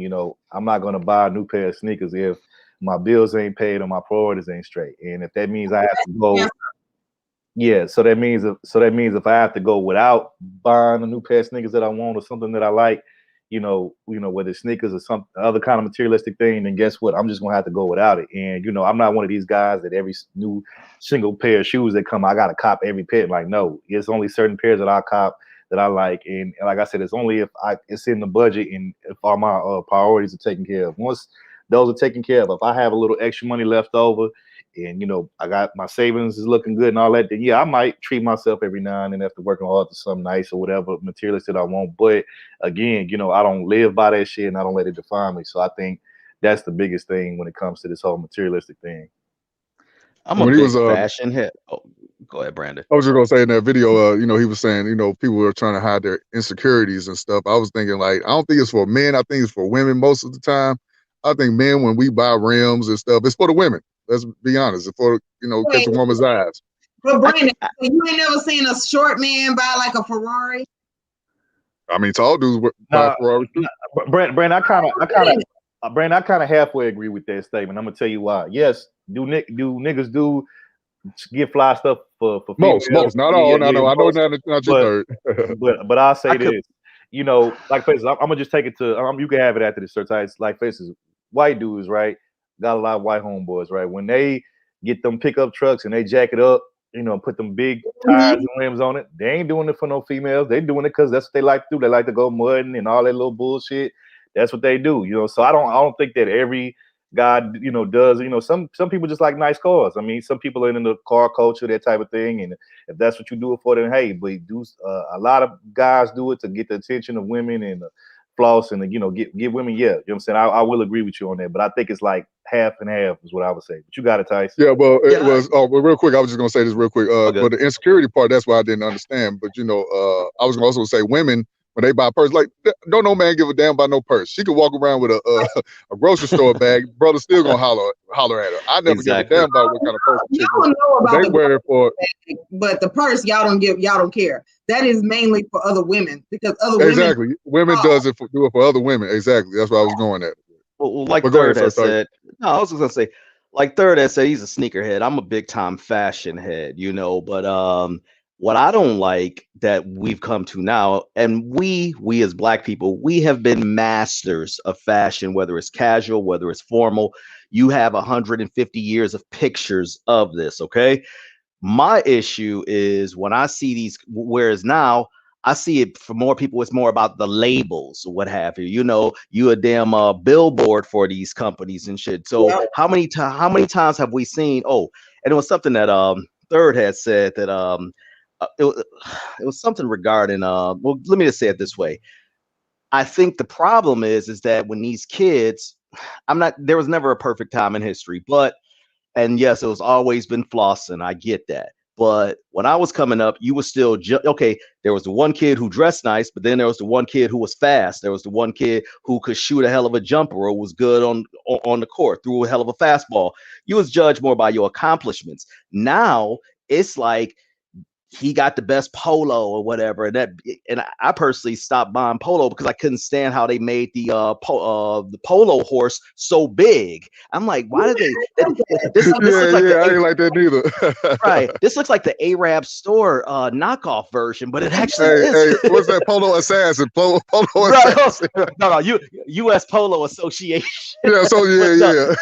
No, but let me finish. Oh, you would get clowned if you had the USPA. Yeah. Oh man. I couldn't believe I was in Times Square and they had a big ass store there. I'm like, this is for real. Hey, little known fact, U.S. Polo Association was on the scene before polo. Crazy, y'all know. But anyways, I hate when I see these mothers, and yes, it's these mothers who will have their little 2 or 3 year old boy, 2 earrings in his ear, labels all over, and it's like he's a boy. Hey, did you see Nicki Minaj's little boy? She had him had the chain on. I mean, had the had the watch on and everything. Wow. Now see, hold a second. It sounds corny or whatever. Can this kid read? Can this kid read The Cat in the Hat or whatever? No. Things is gonna make him be more of a man. All this flossing, and what happens if these kids grow up with that? So by the time they 15. They're pretty much in the consumer the consumer cult. I got cousins that know everything about the new design and all this, but he don't know how to put a damn tire on the car. He don't know how to put brakes on the car. None of that. It's like they don't care about that stuff no more. They care about the design, what's coming out next. What's that? I didn't mean to cut you off. You got it, bro. Go ahead. That's because everything has to be put onto social media. Look at what y'all just said about changing, like how to change a tire or reading. That's not deemed trendy or popular. People do or follow a trend. So whatever trend is going on right now, no matter what it is, they're going to do it. Like, look at all these challenges that happen on TikTok and Snapchat. One person does it, then everybody else does it. We are in the age of trend. And the thing is, it's not just the kids doing it. It's the adults doing it too. Like their parents are doing it. And I'm not talking about young parents who are like in their 30s. We're talking about some that are over the hill are doing it. The rant. Hey, real quick down, Chaos, I'm gonna let you come in. But I was gonna say, Tony, remember that okay, they had a D what would you do for the D challenge? Then they had what would you do for the WAP challenge? I never forget was a mother allowed her little boys to do that damn challenge. I was like, wow. And they was doing it to entertain her. It's like they didn't know what the hell they were saying. They were just making mama laugh. I'll do this for the WAP. I'll do this. I was like, man, it's sad out here. But you got Chaos Rain. She knew what she was doing, and so she was raising them to believe that they should do anything to chase box. And I have a whole problem with that. I've never raised my son to do no shit like that. And I feel like that's a problem. Yes, ma'am. Yeah, like I said, just don't let that shit define you. You know what I'm saying? Like, because at the end of the day, like that guy said in the video, those things may, you know, you may be happy to be able to afford those things, especially if you come from really having nothing and, you know, always like having like the least of everything, you know, and you know, like I said, like I know a lot of people, you know, they might start off with a regular car or whatever, and then when they get enough money, they might get them a nice foreign car or old school classic muscle car, something like that. Ain't nothing wrong with that, but just don't let that shit define you. You know what I'm saying? And if you're gonna do that shit, do it for the love of it, for the hobby. You know, if you in the cars and car culture, you know, you could do that. You know what I'm saying? Like a lot of older white folks, you know, they be having these old school car shows or whatever, and they be, you know, collecting these cars, fixing them up, but it's more like a hobby for them. You know, it's not something that defines them. You know what I'm saying? It's something that they have a passion behind. It's something they like to do. You know what I'm saying? And sometimes what they'll do is they'll take their passion of them loving nice cars, and then next thing you know, they got a car business where they sell old school classic cars, and now they making money off of something that's a passion of theirs that they like. You know what I'm saying? So if that's how you're gonna do it like that, where you can, you know, it's a passion of yours. You feeling, you know, you scratching that itch to, you know, to do something that you're passionate about, and possibly you can make money off of it. You know what I'm saying? So that's what I would say. But Hey, Chaos Run, you there? Yeah, Chaos, bro, you got it. Yeah, man. Materialism is a problem with our community because we don't really produce like we usually did. We're the craze, but we're not the oldest producers. So it's not the problem of how you spend, is how much we make. And as we know here in the West, we're not really making anything more. Most of the things that we're spending, someone else made it. So we're empowering other cultures, other groups of people when we throw our dollars into some of these knockoffs, some of these legit products, and that becomes a problem. And we all know the world works that there has to be producers and consumers. The problem with our people is we have to really change that direction, how much we want to play a part in this type of society. Are we going to be perpetual consumers, or we're going to be even playing field and do more producing and less consuming? Because all the nations are rich because they need somebody to be consumers. And they know out of every nation, we as people, because we don't produce like we used to, are consuming the most. So we're empowering everybody else. And because the disadvantage of this and the consequence, they are coming up on us from all aspects of economic institutions. So yes, sir. That's why I always said, or I was gonna say this last thing. That's why I always preach about arranged marriage. Like I can't. That's why I don't think I can have no daughter. Girl, you're gonna be with a man. I don't care if he look like Dikembe Mutombo. This man could build a house with his bare hands. He could build a cars. You're gonna be with him and raise boys to do the same thing and follow in his footsteps. Now, if finna bring no dude that swagged out, all you know about is the new J's or new clothes that's coming out. No, not in my house. Go ahead, T. Well, and there's different points that I have to make about this video, right? So the first thing was like, I'm talking about inanimate love, right? So let's talk about the fact that what is the definition of love? A deep, intense desire, longing, positive affection, right? So when you love something that's inanimate, you're taking that energy available away from something you could have that could actually give it back. Now, this is my problem with Black people in materialism, right? One, for every ounce, every joule of energy that you use to put into something concrete, like a material thing, like shoes, clothes, and all of that, you're taking it away from something that you could do that's intangible, something that can't be taken away from you. Now, what does that lead us to? Well, see, it wouldn't be a bad idea if we were taking that to put it into like land, art, businesses, things that appreciate with value. We're taking it for shoes and clothes and cars, the house that's on the land lot, but not the land. These are things that appreciate, or you got to keep adding money into. So it's a black hole that you throwing your affections down, and you're never going to get anything good out of it. So that's a big problem with being materialistic, is that it prevents you from feeling the intangible positive emotions. You can't feel gratitude when you're materialistic, because you're exactly new guns and butter. I was just thinking about that scene in Baby Boy when he was like, you niggas, y'all focus on the butter. Right? But he was telling the truth. He was speaking facts. It's because if we're going to take away resources from things that are intangible that can help us feel better, at least, it needs to be something that is going to give us a better feeling in the future, something that appreciates with value, something that's going to bring you a good return on investment. But that's our problem with love. Black people, we give our love away to things that are fleeting, things that depreciate, things that can't love you back. It's a problem. Yeah, just on the fashion tip. Now, you make a good point. I mean, think about it like this. Back in the day, and I'm speaking more 50s, 60s, early 70s, people, I mean, it was nothing. It was, I'm speaking just of the culture. I'm not that old, whatever, but I'm just simply saying, damn it. Now, see, you threw me off my square, Topaz. But no. Oh, I was gonna say it was normal. Case in point, most girls knew how to sew, okay, and sometimes make their clothes. Now shit, I don't even think many chicks can sew a button. Brothers know how to cook. They don't know how to cook no more. Man, I was having a conversation. She's like 51 years old. I said, so how come you don't cook? And she said, by the time I go up to the restaurant and come back, I would have my meal. It take too much effort. And then she wondered why she 300 pounds. Bro, do you know women didn't have microwaves? They didn't have the souped up ovens like we got now these days. They had to watch that meat unthaw for a long time, hours and hours, get ready to prep the food up when a husband come home or a boyfriend, whatever, come home. That's what women did back in the day. Yeah. Now I guess they got lazy now. Exactly, but not to steer away from that. To Topaz's point, I see what you're saying, and it's actually damn.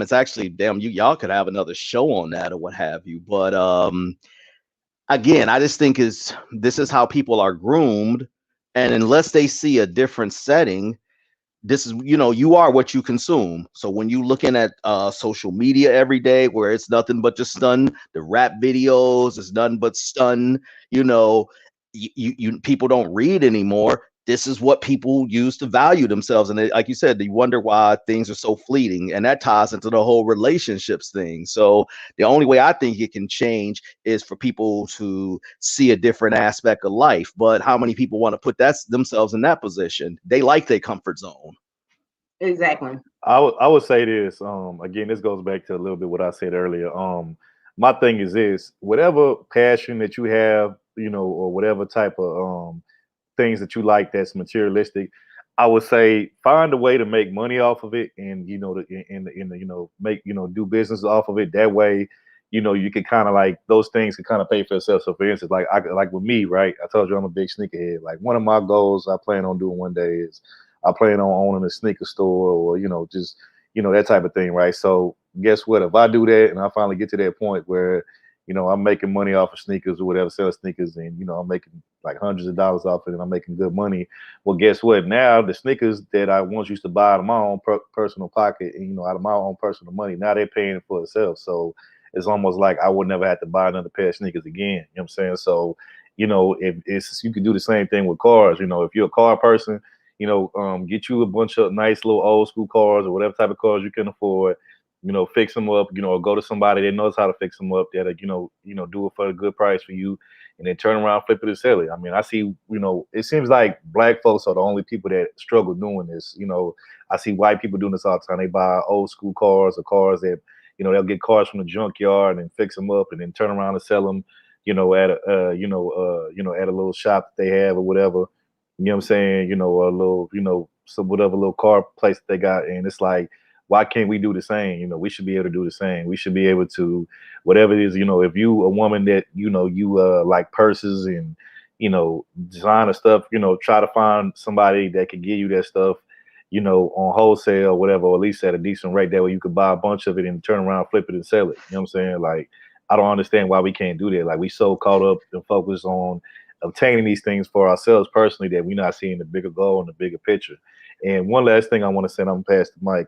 So it was a comment earlier in the chat that shout out to Professor Black Ops. He said, third, you need materialism to get females, bands, trips, cars. I would say this: if you're trying to attract the wrong female, yes, you need those things to attract the wrong female. Me personally, if a woman just want me just for my materialism and for my situation, then that ain't the woman for me. Now, again, let me clarify what I'm about to say. I'm not saying a woman should want a bum. She shouldn't want a man that's not worth anything. That's not what I'm saying. Shouldn't even have to say that. We know it. I know, but when you talking to niggas, you gotta explain yourself. you know how it is when you talking to niggas. Man. You gotta be specific. You have to be specific and narrow, and you gotta be detailed. So we gonna go there today. But But you know, Stop the show. Stop the show. See, because this is what I be talking about. See, this is why I said we were supposed to block Ed ass from. Do you see this nigga? This is what I'm talking about. No, like we not. I hate Ed. I just Ed, what the hell wrong with you? Hold on. You can't get on my brother Ed now. Khadijah be down there talking about some battery operated boyfriend or something. She said she got a little toy we playing with. So hey, you got a battery. Let me do it too. You know it's a toy. When you got a whole sex doll, sometimes them niggas be forgetting. It's all the same. Speaking of sex doll, did you hear about the guy that actually married his sex doll? Yes, that's what I'm saying. Like that's crazy. Hey man, that's a topic for that. Certain types world star. Yeah, we're not even gonna get into that. That's a topic for a whole nother day. But I will say this, again, like I said, it's not that a woman shouldn't want a successful guy or that's worth anything. But again, if that's all you want me for, then that's the wrong type of woman for me. That's the wrong type of woman that I'm attracting, because at the end of the day, if I was to lose it all today, tomorrow, what you gonna be gone. So if that's the case, I don't need you, I don't want you. But nah, you know what I'm saying? So, that's my thing. But yeah, so if you want to attract like, the wrong type of woman, then yeah, by all means, yeah, do that. And so it is what it is. Yep. Chaos, got some of that on? Got something else to add on? Chaos there? No. Oh, there you go. Yeah. Shit. Nope. All right. Y'all want to go to the last topic then? Yeah. Okay, let me say this one thing. So first of all, when you get to if I'm playing around with y'all and I'm exaggerating, there's a whole thing called object sexuality. It's called objectophilia, where you have a sexual attraction to non person items. Like this would be a person that like, a dude that like gets an erection watching a certain type of car, or a woman when she sees a certain type of purse starts to feel sexually aroused. That's a thing. And I'm just exaggerating. She getting wet. Yeah, I'm not gonna say that, Brandon, but you did. I know. So that's a whole. I told Perez, hey man, she get in that damn car with them loud pipes, loud engines, hear that vroom vroom going. And that's another thing. Like if you got a woman that does that for cars, and she meets a dude that has these fancy cars, like it's just all horrible stuff. You're right, Khadijah. It's not that serious, but it exists, right? This is a whole thing. It's a whole. Hey, she's in that Ferrari, that Lambo, hit that vroom vroom, them panties and start getting real wet, start leaking all over the seats. See, that's gross. That's gross as fuck. And then look, here we go, Ed. A man married a roller coaster. I when I was doing the research for this topic, there's like a bunch of people. Like the Eiffel Tower has more husbands than I do, and that's some bullshit. You know what I'm saying? A woman married something. I forgot what it was. She married a pillow or something. I forgot what it was. Something weird. Yeah, they have those weird stories around. You see that with those people, but I think those people are outliers. Although it's funny as fuck when you be seeing it because they be serious about it. Like, to that point to be like my perfect person. And oh no, there was this chick that married a train station in Philadelphia. They had a whole documentary.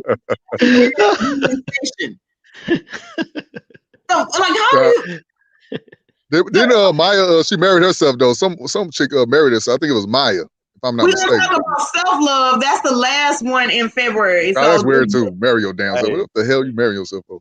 Right. So this week, inanimate that's a big ass. I need attention for my.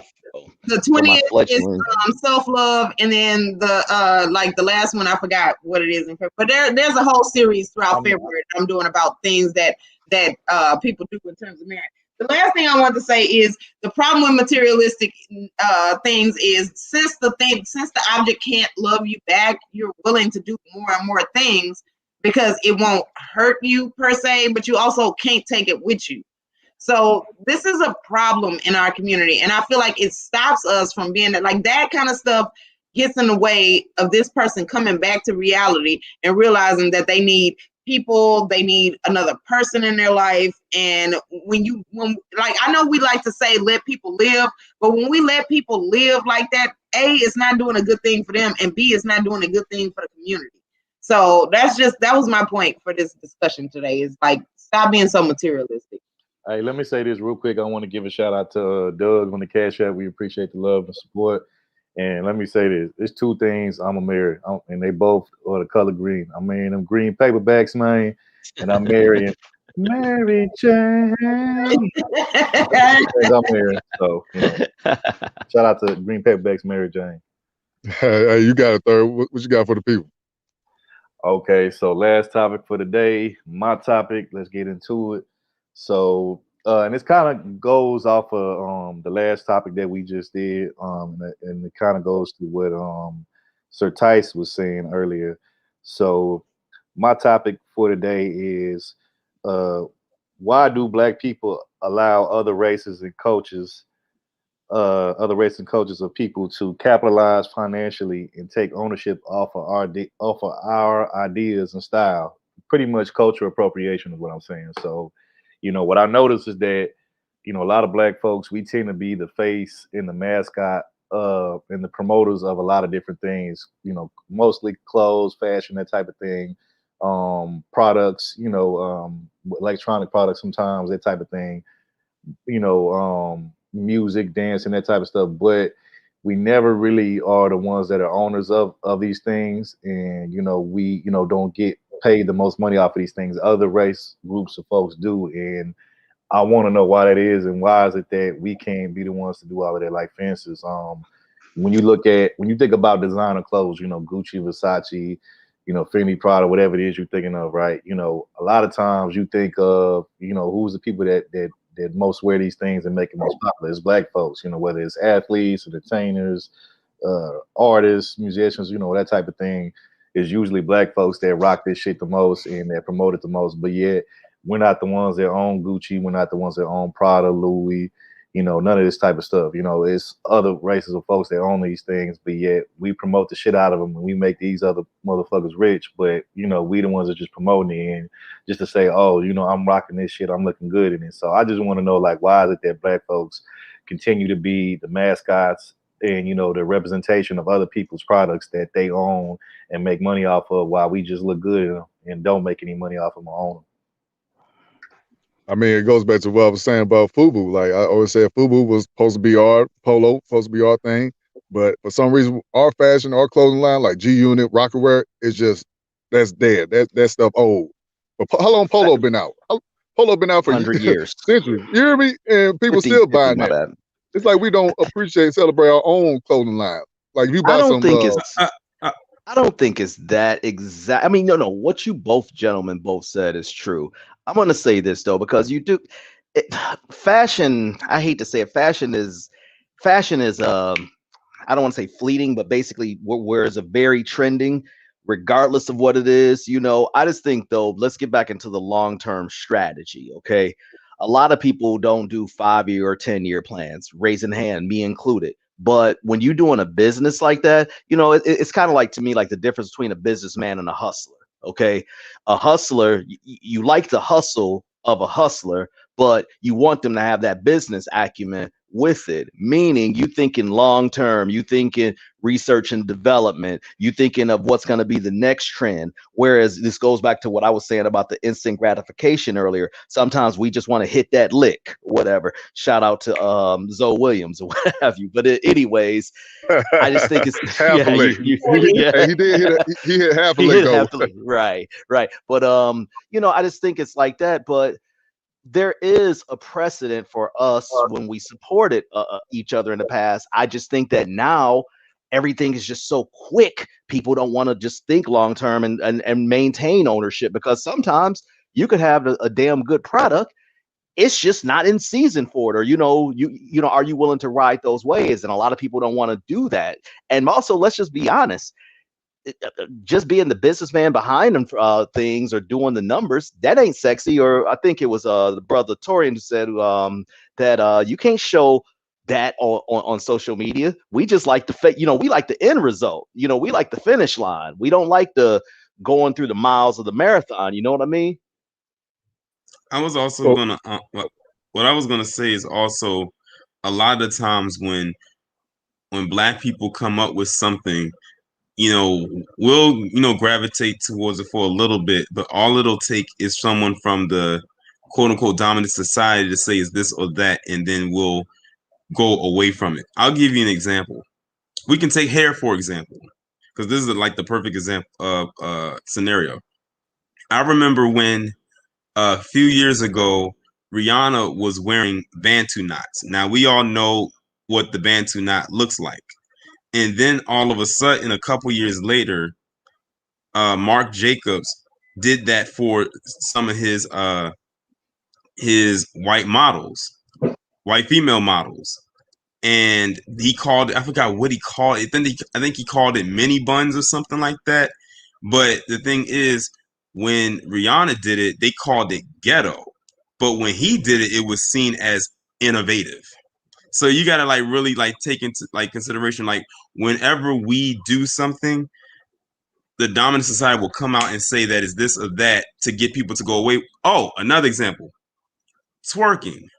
We know black women been twerking for years, but the minute Miley Cyrus does it, now it's twerk classes popping up all over the place. White women want to do it, and she's built like a 12-year-old boy, and she has no shape. But now it's great, it's trendy that she does it. Oh, and don't get me started on the Kardashians.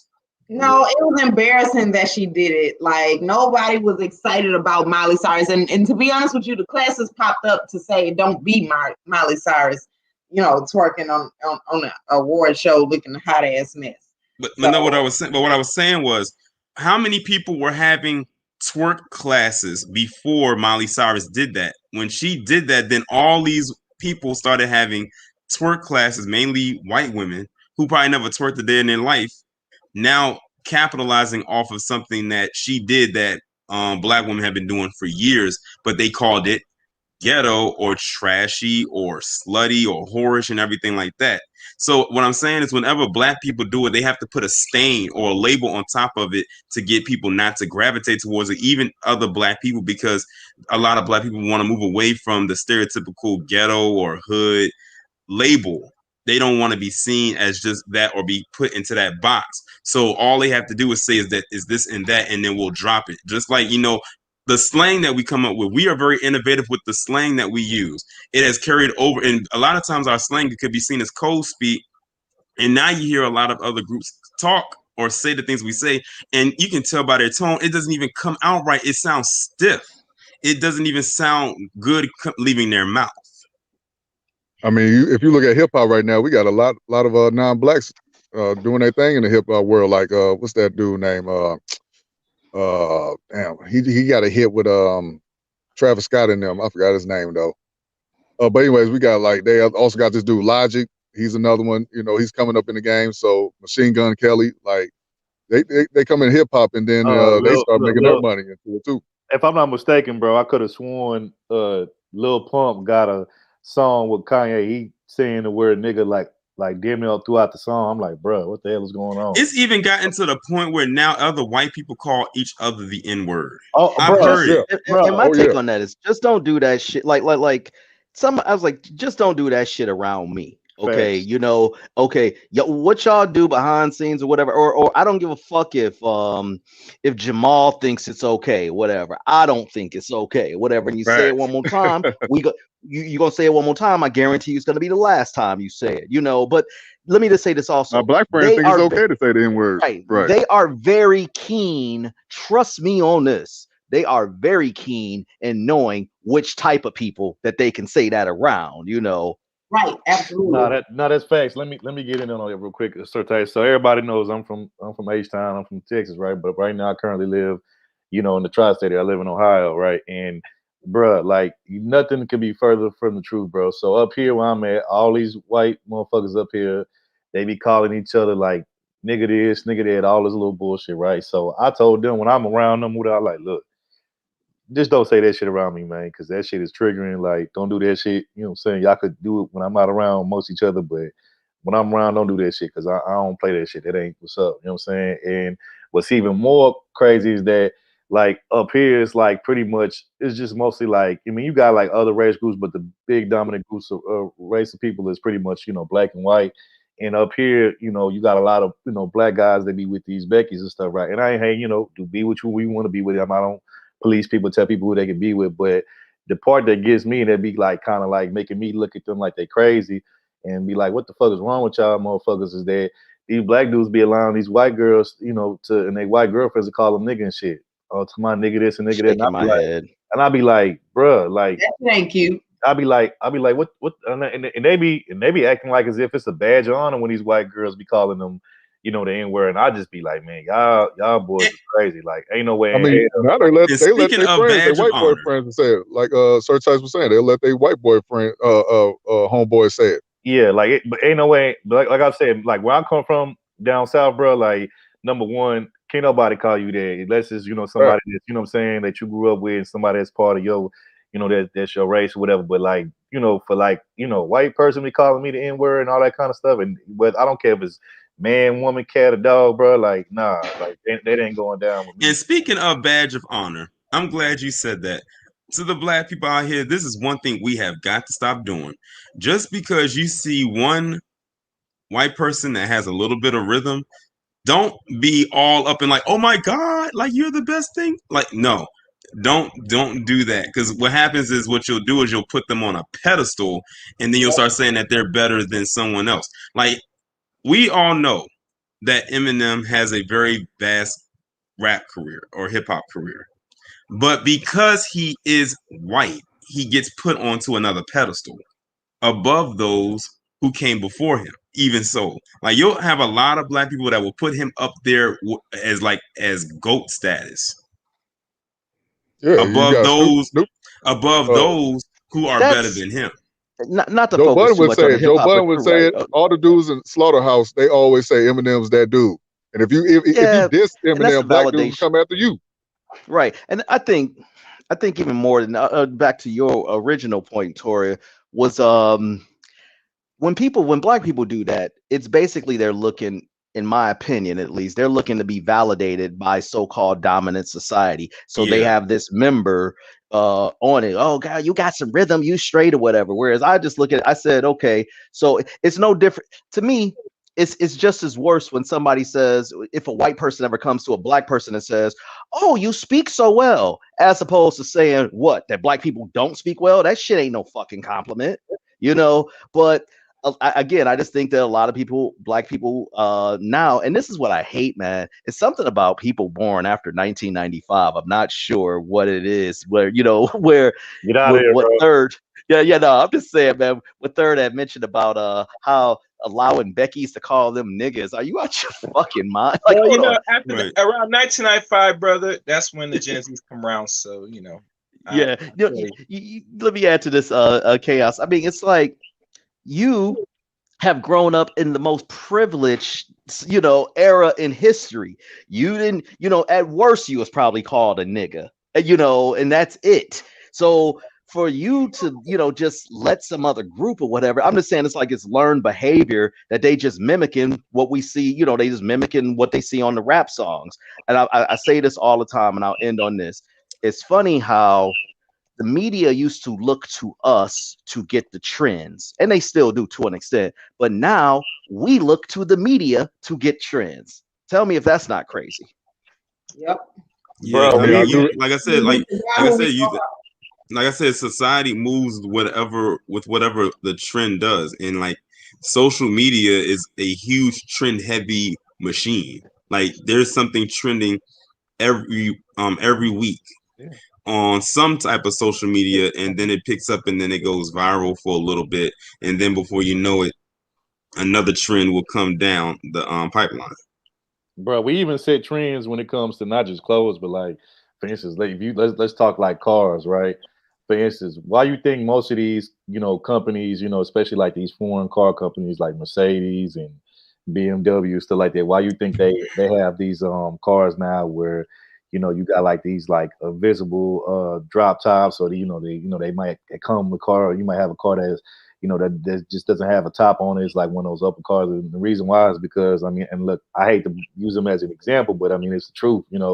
You had like the hustlers and, the D-boys from like the 80s and stuff, in the 90s, man, they used to take cars that, that weren't like that. And what they would do is they would chop off the top, they would customize cars a certain kind of way. And, these cars would get like, a lot of praise, and people be like, well, damn, I ain't never seen no shit like that before. This is like unique, and it was like creative and original. And so these car companies started seeing all of this shit, and they like, well, damn, these guys are taking our cars and they customizing it to they, liking, taking it to the shop, whatever. And damn, these cars are getting more praise off of what they're doing. And so now you're starting to see more of these cars, these car companies, they producing cars that kind of like are already like this. So like now when you go get these type of cars that you can afford them, they already come with all these bells and whistles and, different designs and kits and stuff, because, that's what, the trend that we set, what I'm saying, as a black man.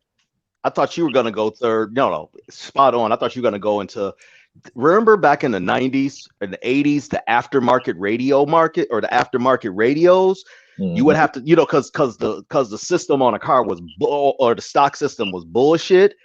And now, shit, these, you don't see many of those aftermarket radio shops anymore, because the car comes, and when you turn up the volume, shit, it goes just as high as, when you would do that whole aftermarket thing. And I think that's kind of what you were saying also.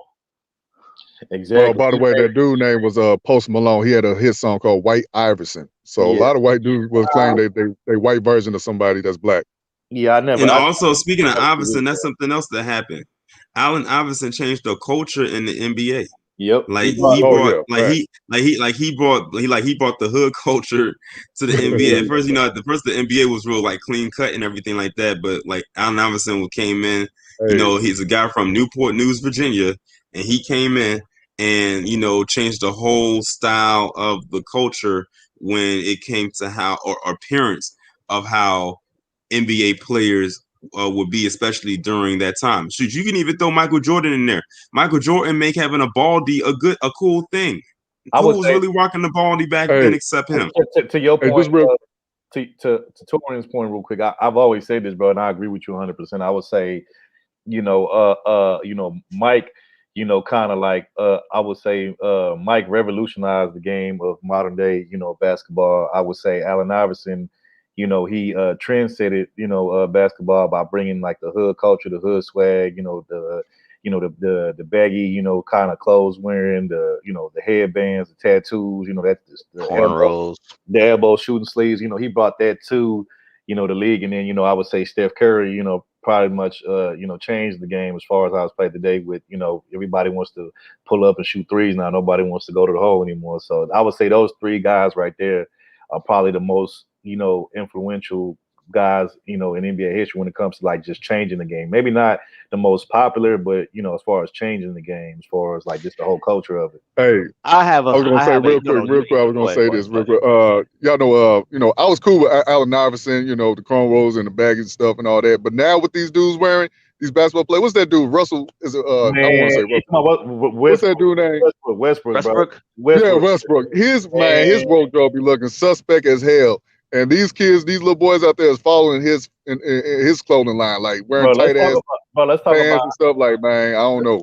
Let's talk about how some of these NBA players be coming up to the press conference, the podium, the after game press conference with fucking purses, which they call man bags. But to me, ain't no fucking such thing as a man bag. Get the fuck out of here. But anyway, exactly. You be seeing them with man bags, and I'm like, what kind of bullshit is this? And like you said, Brandon, the shit that they be wearing, bro, I don't like. Bro, like if I had that kind of money, bro, like you couldn't tell me shit, bro. I'd be the cleanest. I'd be, on some Dapper Dan, Armani suit type shit, bro. Like I'd be clean as hell, bro. Ain't no way in hell I'll be wearing none of that goofy ass shit that they be wearing. I'm more of a suited and booted guy, but you're right about no, I was gonna say you right. I just think because those guys have a lot of social proof and access. Again, and Tori, you're making some good points. We got to keep this in mind. These hashtags don't just magically go viral. They make these things go viral. They know how to accelerate these things. Okay, so right, exactly. So let's not act like, I'm not saying you were, but let's not act like. And my thing is I get tired of the popularization of so-called hood culture or whatever, right? Because it makes everything else normal. This ain't saying me I'm hating or whatever, but like I respect Iverson's skills, but I wasn't a fan of his or what have you. And I can see why some people were turned off by it, but I can see why some people was like, yo, he represented, but it's neither here nor there, but your summation was definitely spot on as far as those three being, very, I mean, they bring in the casual fan who normally doesn't watch, that. So I get what you're getting at, brother. But Sir Tice, have you seen what Dwayne Wade and Russell Westbrook been wearing? That's what I'm saying. Allen Iverson was. I mean, some people was mad, but that's not acting like Russell Westbrook and took it to another level. That's another thing, bro. These dudes be walking around like, bro,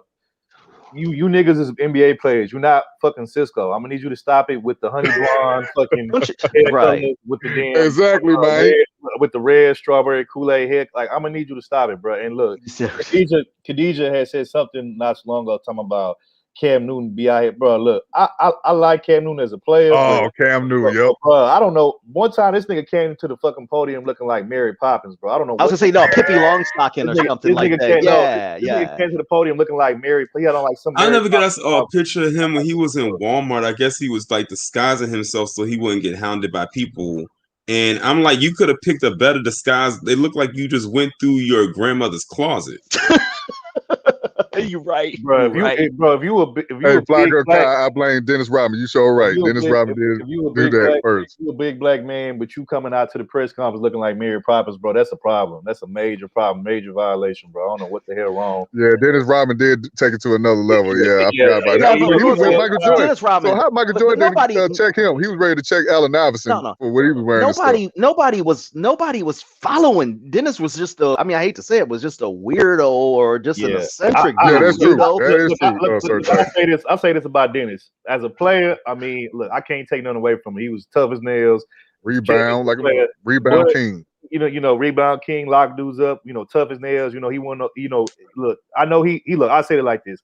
He dressed like a punk, but if you knew him and you got it too, he wasn't no punk. But the type of shit he was wearing was some punk shit. So, like, yeah, I can't co-sign that. And I remember when he did Topaz didn't like your comment, when he put on that wedding dress. Yeah, when I'm about to say, when he put on that wedding dress, I was like, yeah, this nigga tripping. Hey, Prime, Topaz didn't like that comment.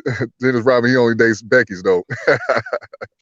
Man, look here, man. When he put on that damn wedding dress, I was like, man, hell. Dennis Rodman needed to date Becky's because black women, Keisha was not going for that bullshit. We not gonna be competing on clothes and heels and shit. Wait. Young Thug got a bad fine as a black sister. I forgot her name, but he wearing dresses and bras, so I can't say that one, Topaz. Man, stop it. That's that nigga beard. That nigga ain't touching her, bro. That's his beard, bro. Stop it. He going Somebody home. knows about beards, exactly. He going home. Hey, he got baby mamas. Though. Bro, he going home with some. How you get pregnant by Dennis Rodman? Because if I have a son, nigga, you gonna put all these dresses up. Bro, Young Thug going home. Young Thug going home. He going home to some sweeter than the pixie stick, swole ass nigga laying on his chest at night and shit. Like, ain't no way in hell that nigga going home to no damn. Hey, and I meant to mention this on your topic, Topaz. Lil Uzi Vert, he got a whole diamond implanted on his forehead. That shit, man.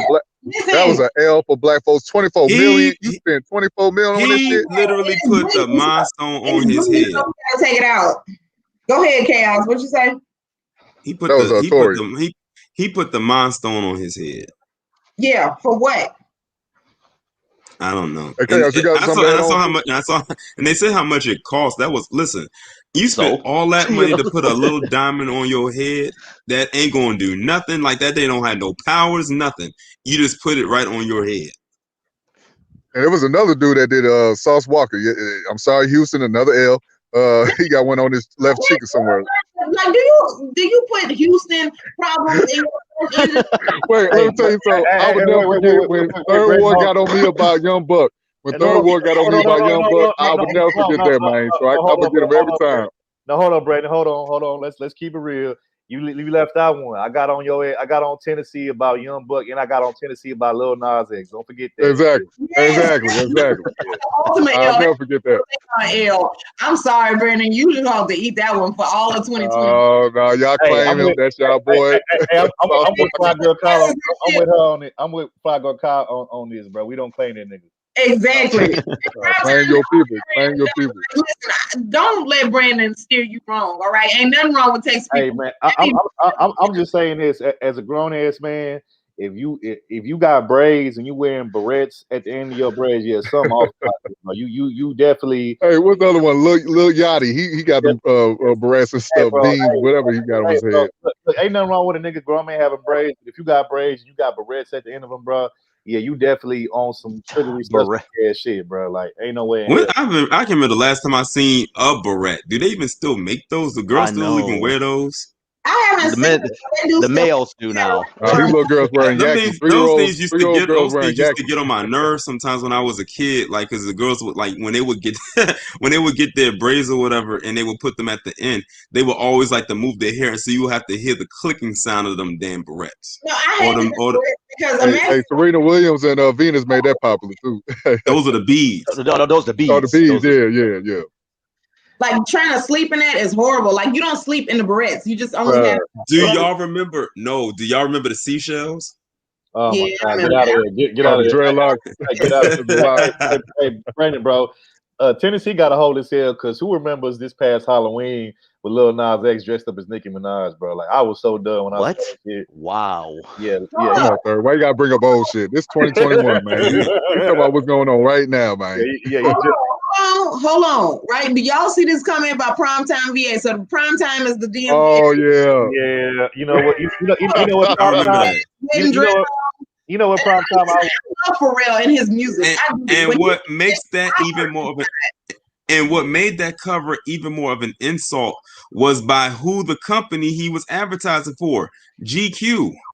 Get the fuck. See, this is what I'm talking about. That's crazy. Now, I was disappointed too because I always thought Pharrell was creative and he was different and he kind of did his own thing. But yeah, I was like, damn, bro, what the fuck? On a side note, I didn't realize. On a side note, Pharrell has had a very lengthy career. Yeah. Like he's been producing since the early 90s. And when you find out a lot of songs he was behind, it's just amazing of his catalog. But that new masculinity cover, they could have kept that. But again, this goes back into I hate to be all technical and all this stuff, but this is Edward Bernays, who was Freud's nephew. Edward Bernays, if you not, he wrote the book about propaganda, and they changed the term of it, and it's called now public relations or what have you. And what the media does is they put these things out here, they test them, and then they'll use them. What better way to get a message is get these artists out here. A lot of people think that these artists exist because they're great musicians. No, they're just great marketers to get further certain agendas pushed through. Look no further than Dwayne Wade. Now, is Dwayne Wade an artist? No, but he's an athlete. But look at what they're using him for. And with his whole, do you call him his son now? Whatever, man. Man, that's a son. Look, bro, that's a boy. That's a nigga. I'm not calling him a man. Listen, I was being facetious, when you said the chick who he's married to, that is I personally believe it's a big old witch. I was getting ready to say that. I said that Gabrielle Union is a high priestess witch. Yeah, and the fact that there's something called I believe the term, the technical term is osculum infante. Don't ask me why I know what this is or what have you. Chronicles did something on this, but it's basically eating ass. And she was I remember vividly, she was on Sirius talking about eating ass, and it's no big deal. And I'm like, what nigga's wife is gonna let her come up on here and talk this shit? So did Gabrielle Union put something in Dwayne Wade's food? Y'all think sprinkle? Nah, man. Let me tell you something about Dwayne Wade. Hey, bro, she was getting him that. Let me tell you something. That PMS spaghetti, bro. Listen, Dwayne Wade has long been a sodomite. He been dipping in the Hershey Highway long time. Why you think they've been together so long? Because she knows which man she likes to mess with and how much she likes her sexual fetish to be fulfilled. She's not gonna F any man. Why have they been together so long? Because they know this man is a little sugar booty. He's very soft, moist. You hear stories with him, LeBron, not like that, but But yeah, he's that type of archetype that fits Gabrielle's Wait, thing. ain't there some rumor about Isaiah Thomas and Magic Johnson? Hey, I'll tell you more about that. I know Let me tell you this. Because I'm from Detroit, so I know all about this. And my auntie used to be you. Okay, I'll just say this. It's not with Isaiah. All of this is allegedly, by the way. Right. Oh yeah, I was gonna. Allegedly. I'll say this allegedly. Well, what isn't alleged is it's amazing how these guys are propelled into these media positions. Look at Dwayne Wade. He's on TNT now. Isaiah, after getting fired from everywhere, and Isaiah's my all-time favorite, but I'm going to call it as is. After getting fired from damn near everything, he's back on NBA TV. Isaiah has 2 alphabet suit sons. Not 1, but 2. But back to him and Magic. Yeah, but back to him and Magic. But 2. He has a what they used to call a love child or whatever. And he was only paying like $3,000 a month in child support back then. Yeah, they kept that under wraps. But yeah, he's got a love child too. Real quick, and you can verify this yourself. Jerry West wrote a book. And Jerry West wrote a book, and in the book he says Magic, after games I would see him in the elevator and he had sex with about 300 different people. And I'm like, wait a minute, people in the elevator? and he used the word people. Okay, he didn't say men and women. Now people can say, "Oh, you just reading too much into that." Or whatever. But the other thing is Magic was known for having these ridiculous orgies. He didn't drink, he didn't smoke, but he used to love to smash, and it was well known he used to have them. When the Pistons and the Lakers started to get competitive, that's when their relationship kind of got fractured. And then I can get long-winded into this, but basically Isaiah did say, I don't know what the fuck Magic be doing out there at them family. And that's where that whole gay shit came out, and I mean, it goes into Magic's agent didn't like Isaiah because Isaiah was the president of the players union and he negotiated down their percentages, and they were going to make him pay for that. But yeah, I definitely believe that, let's just say, I don't know however you can get tired of pussy personally, but I guess Magic was tired of pussy and wanted to try some different things. Allegedly. Hey, shout out to Will Chamberlain. He wasn't going. Will Chamberlain said, "Nah, I'm going to smash all." We know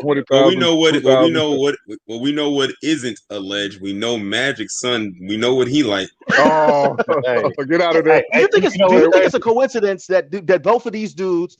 I mean, people don't realize these are less than 15 or 20% of the population. But how is it these super athletes, 2 of them?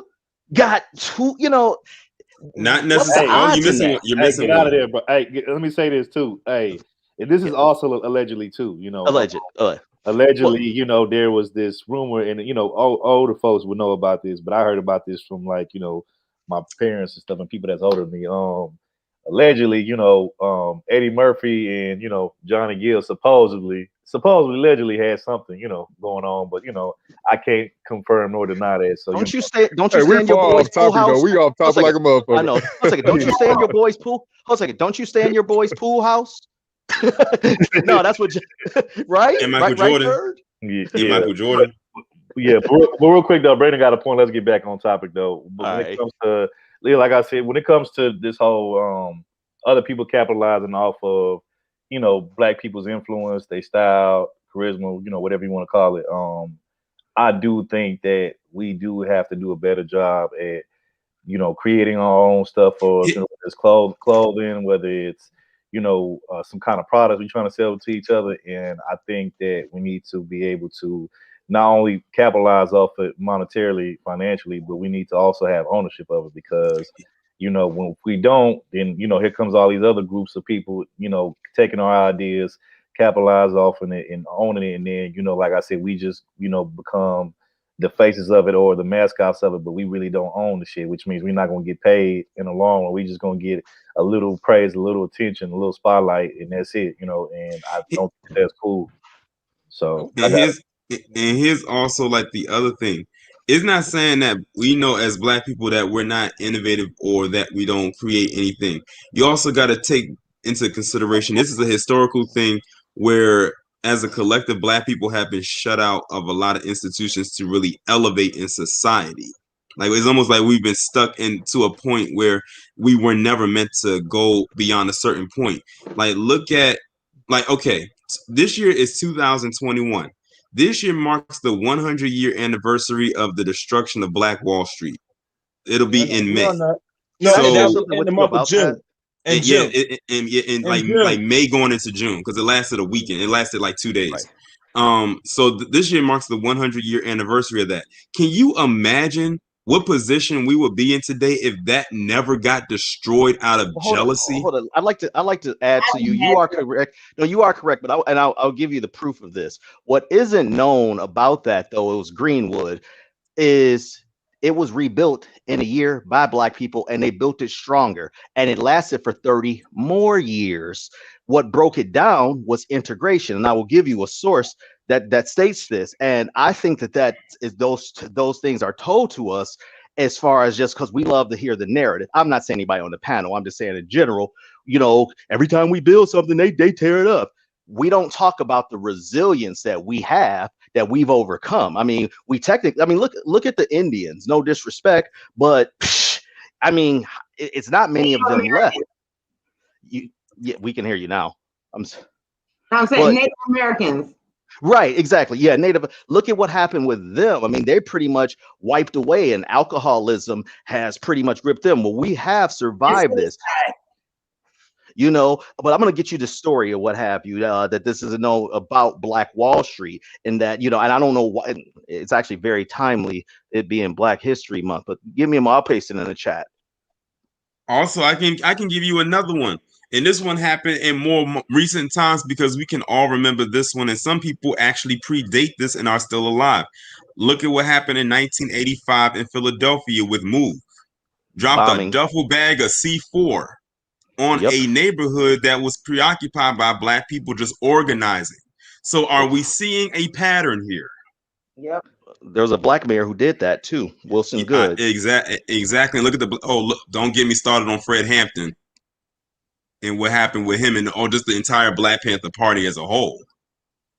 It's like whenever we organize, something happens, and it's something, it gets infiltrated, and then it's just like it got to the point where I think a lot of Black people just stopped trying because they didn't want to get so far into something and then have it be destroyed, and it's like we got to start all over again from scratch. Basically, keep us in a position of having to always be dependent on the quote-unquote dominant society when even they are dependent on themselves and they're falling. Empire is falling, crumbling each and every day. Look at what happened on January 6th. Here's the thing. So what? Everybody, look, anytime a empire has been, successful in history, they've had to fight off people who wanted to take that from them. You don't get to say, you can build something and it'd be amazing, but if you can't protect it or either rebuild it and then protect it better, so what? It gets wiped out of history. Look, Black people just need to understand what happened to Black Wall Street is part of life and history. Are we going to build it back and then protect it that much? What did we learn from the first attack so that we can stop the second one? So that's my issue, is the fact that we built it back means we know how to build it back, but then you are now willing to invest in protecting it and realize and accept the fact that it's part of life that people are going to attack you. So what? People attack me every day and I'm supposed to get over it, but us as a community together, people attack us and we can't get over it, right? Just no. Well, I think, you make a great point. I just think that we're all smart enough to this, but we have to watch this messaging. I mean, it's called television programming for a reason. It's to program you or what have you.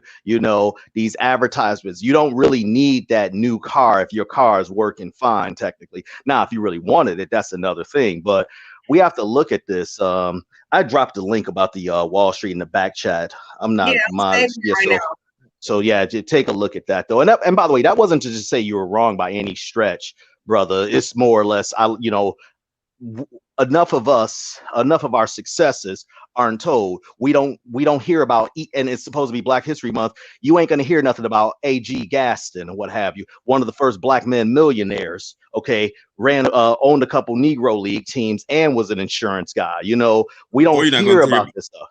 Or you're not going to hear about Lonnie. Or you're not going to hear about Lonnie Johnson.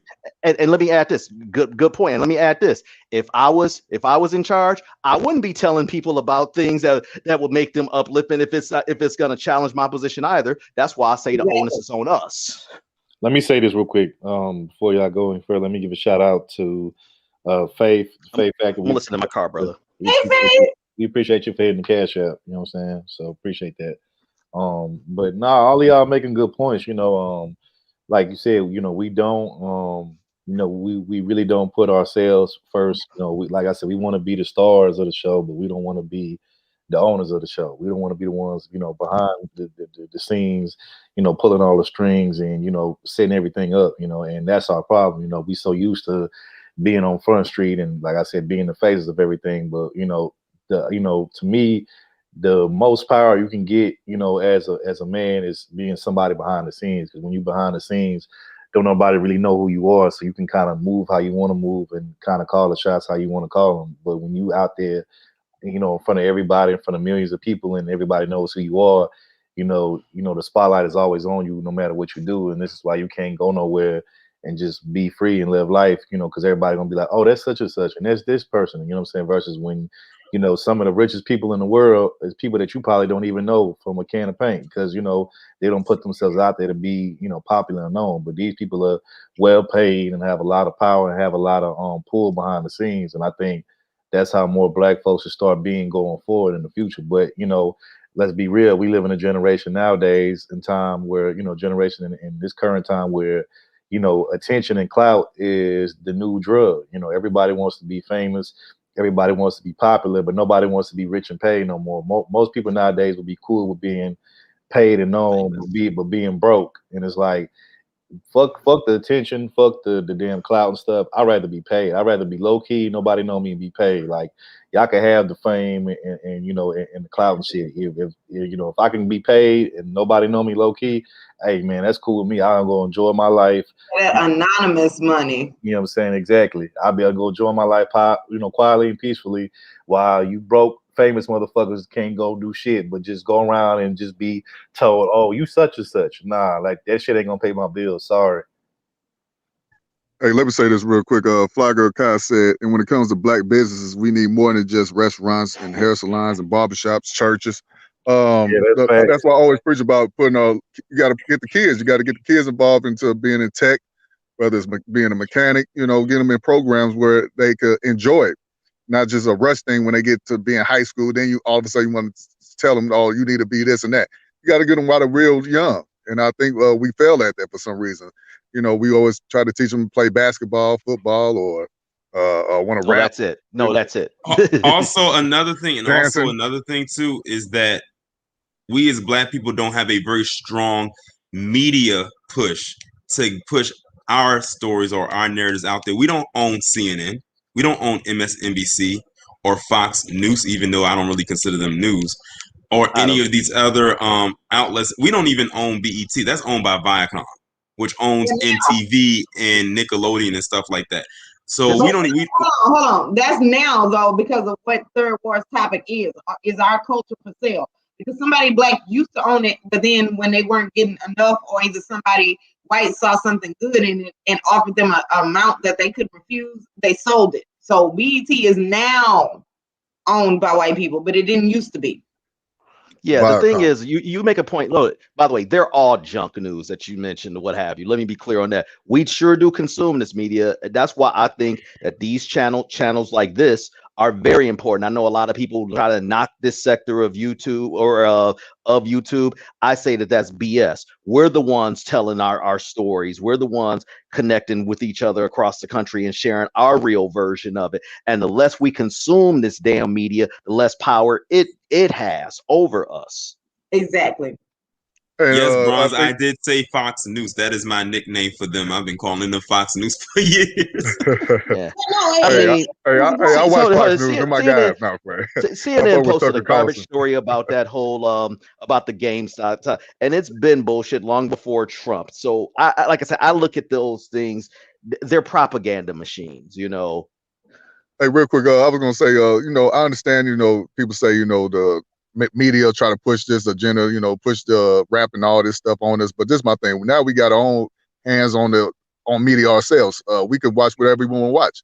People gravitate to the negativity more than they want to watch, like, let's say Dollar Will and other brothers that are keep it techie. Those guys that are preaching the tech and investing in stock. That goes back, Brandon. That goes back to what I said earlier. if it's not trendy, people will not gravitate toward it. That's cool. That's basically what it all goes back to. Like I said, we live in the age of trends. That like everything, if it's not trending, people are not going to go toward it.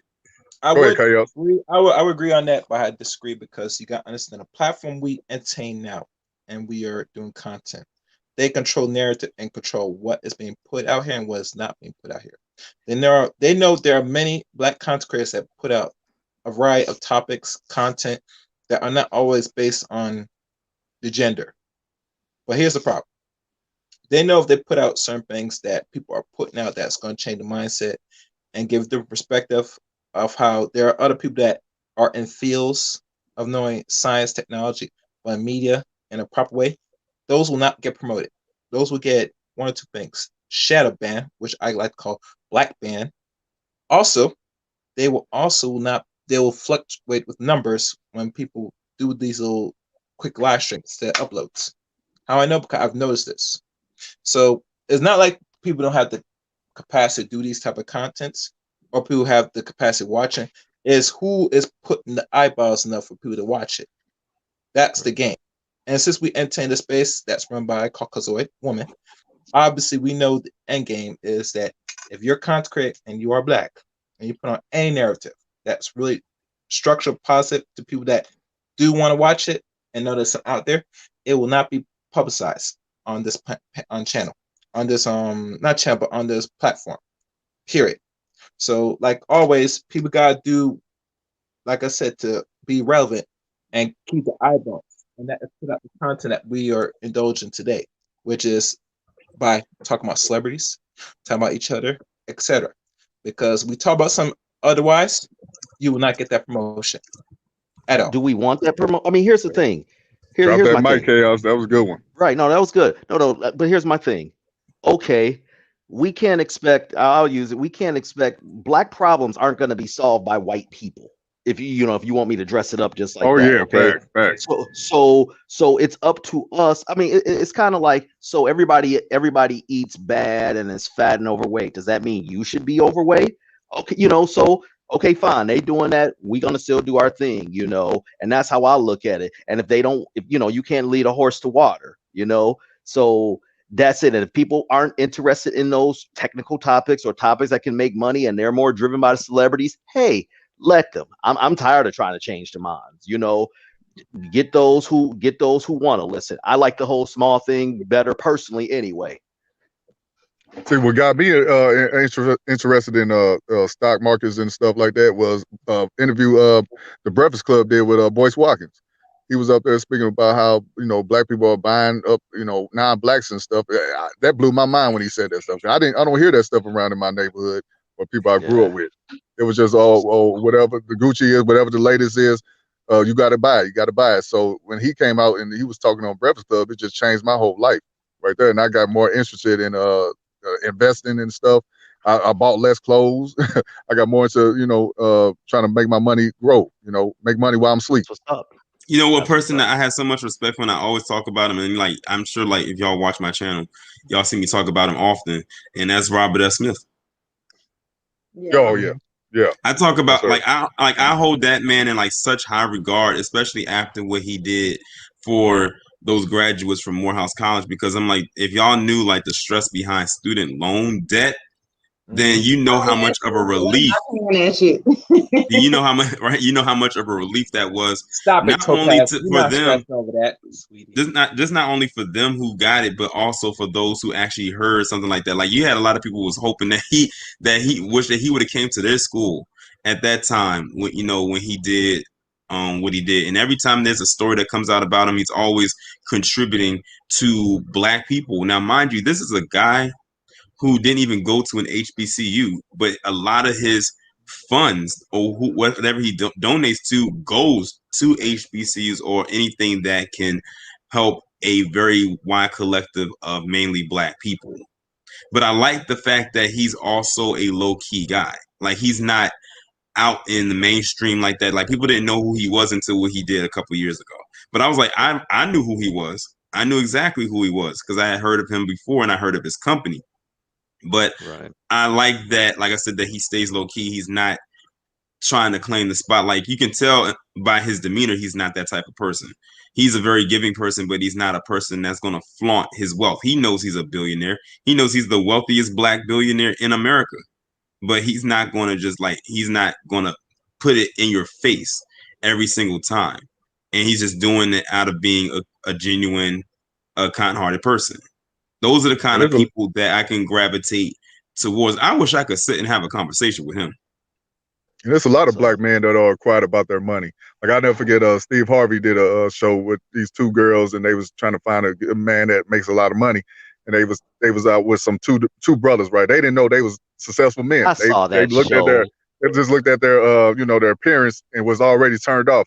Didn't know they was sitting talking to men that are millionaires. Didn't know it. Right, but you know what? It's good that he exposed him like that. No, it's good, but he exposed him like that because you as a man would never want nobody. If you were that man, you would never want nobody who just wants you just for that. Yes, sir. Yeah.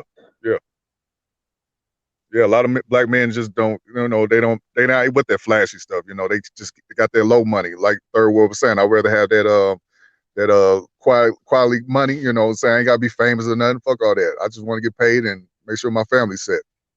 Right. Yep. But anything else, guys, or we could close this out? No, we good. As always, thanks for having me on. Basically, we got to take back control of what it is that we own. Like every other culture understands that when they do trading with another culture, that they get something out of it. Why do we feel like we supposed to just give things for free, or either have people steal it and we get nothing? Like we just need to understand that that's the barter system. That's our that's our leverage. So we can't give it up for free. Shout out on that materialistic topic, what have you, too. Even if people are still materialistic, it forces them to think, in the future. So thanks. Y'all have a good weekend. Go Chiefs. Go Bucks. You going for the Chiefs? Oh, you dropped down. Damn. Yeah, he gone. You're not doing that. Yeah, appreciate you coming through, bro. We appreciate you. Yeah, you got it. You know what? Chaos, you got it, bro. Go ahead. Thank you. Have me up. And we'll like do this again soon. Hope to do it again soon. Today got me on a good day. That's why I came up. So some days, I'll be watching for the clouds and how it be.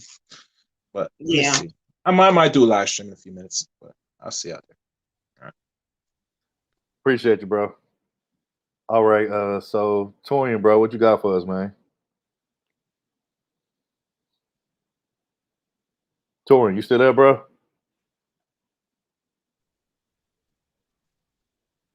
I don't know. Just got a phone call, probably.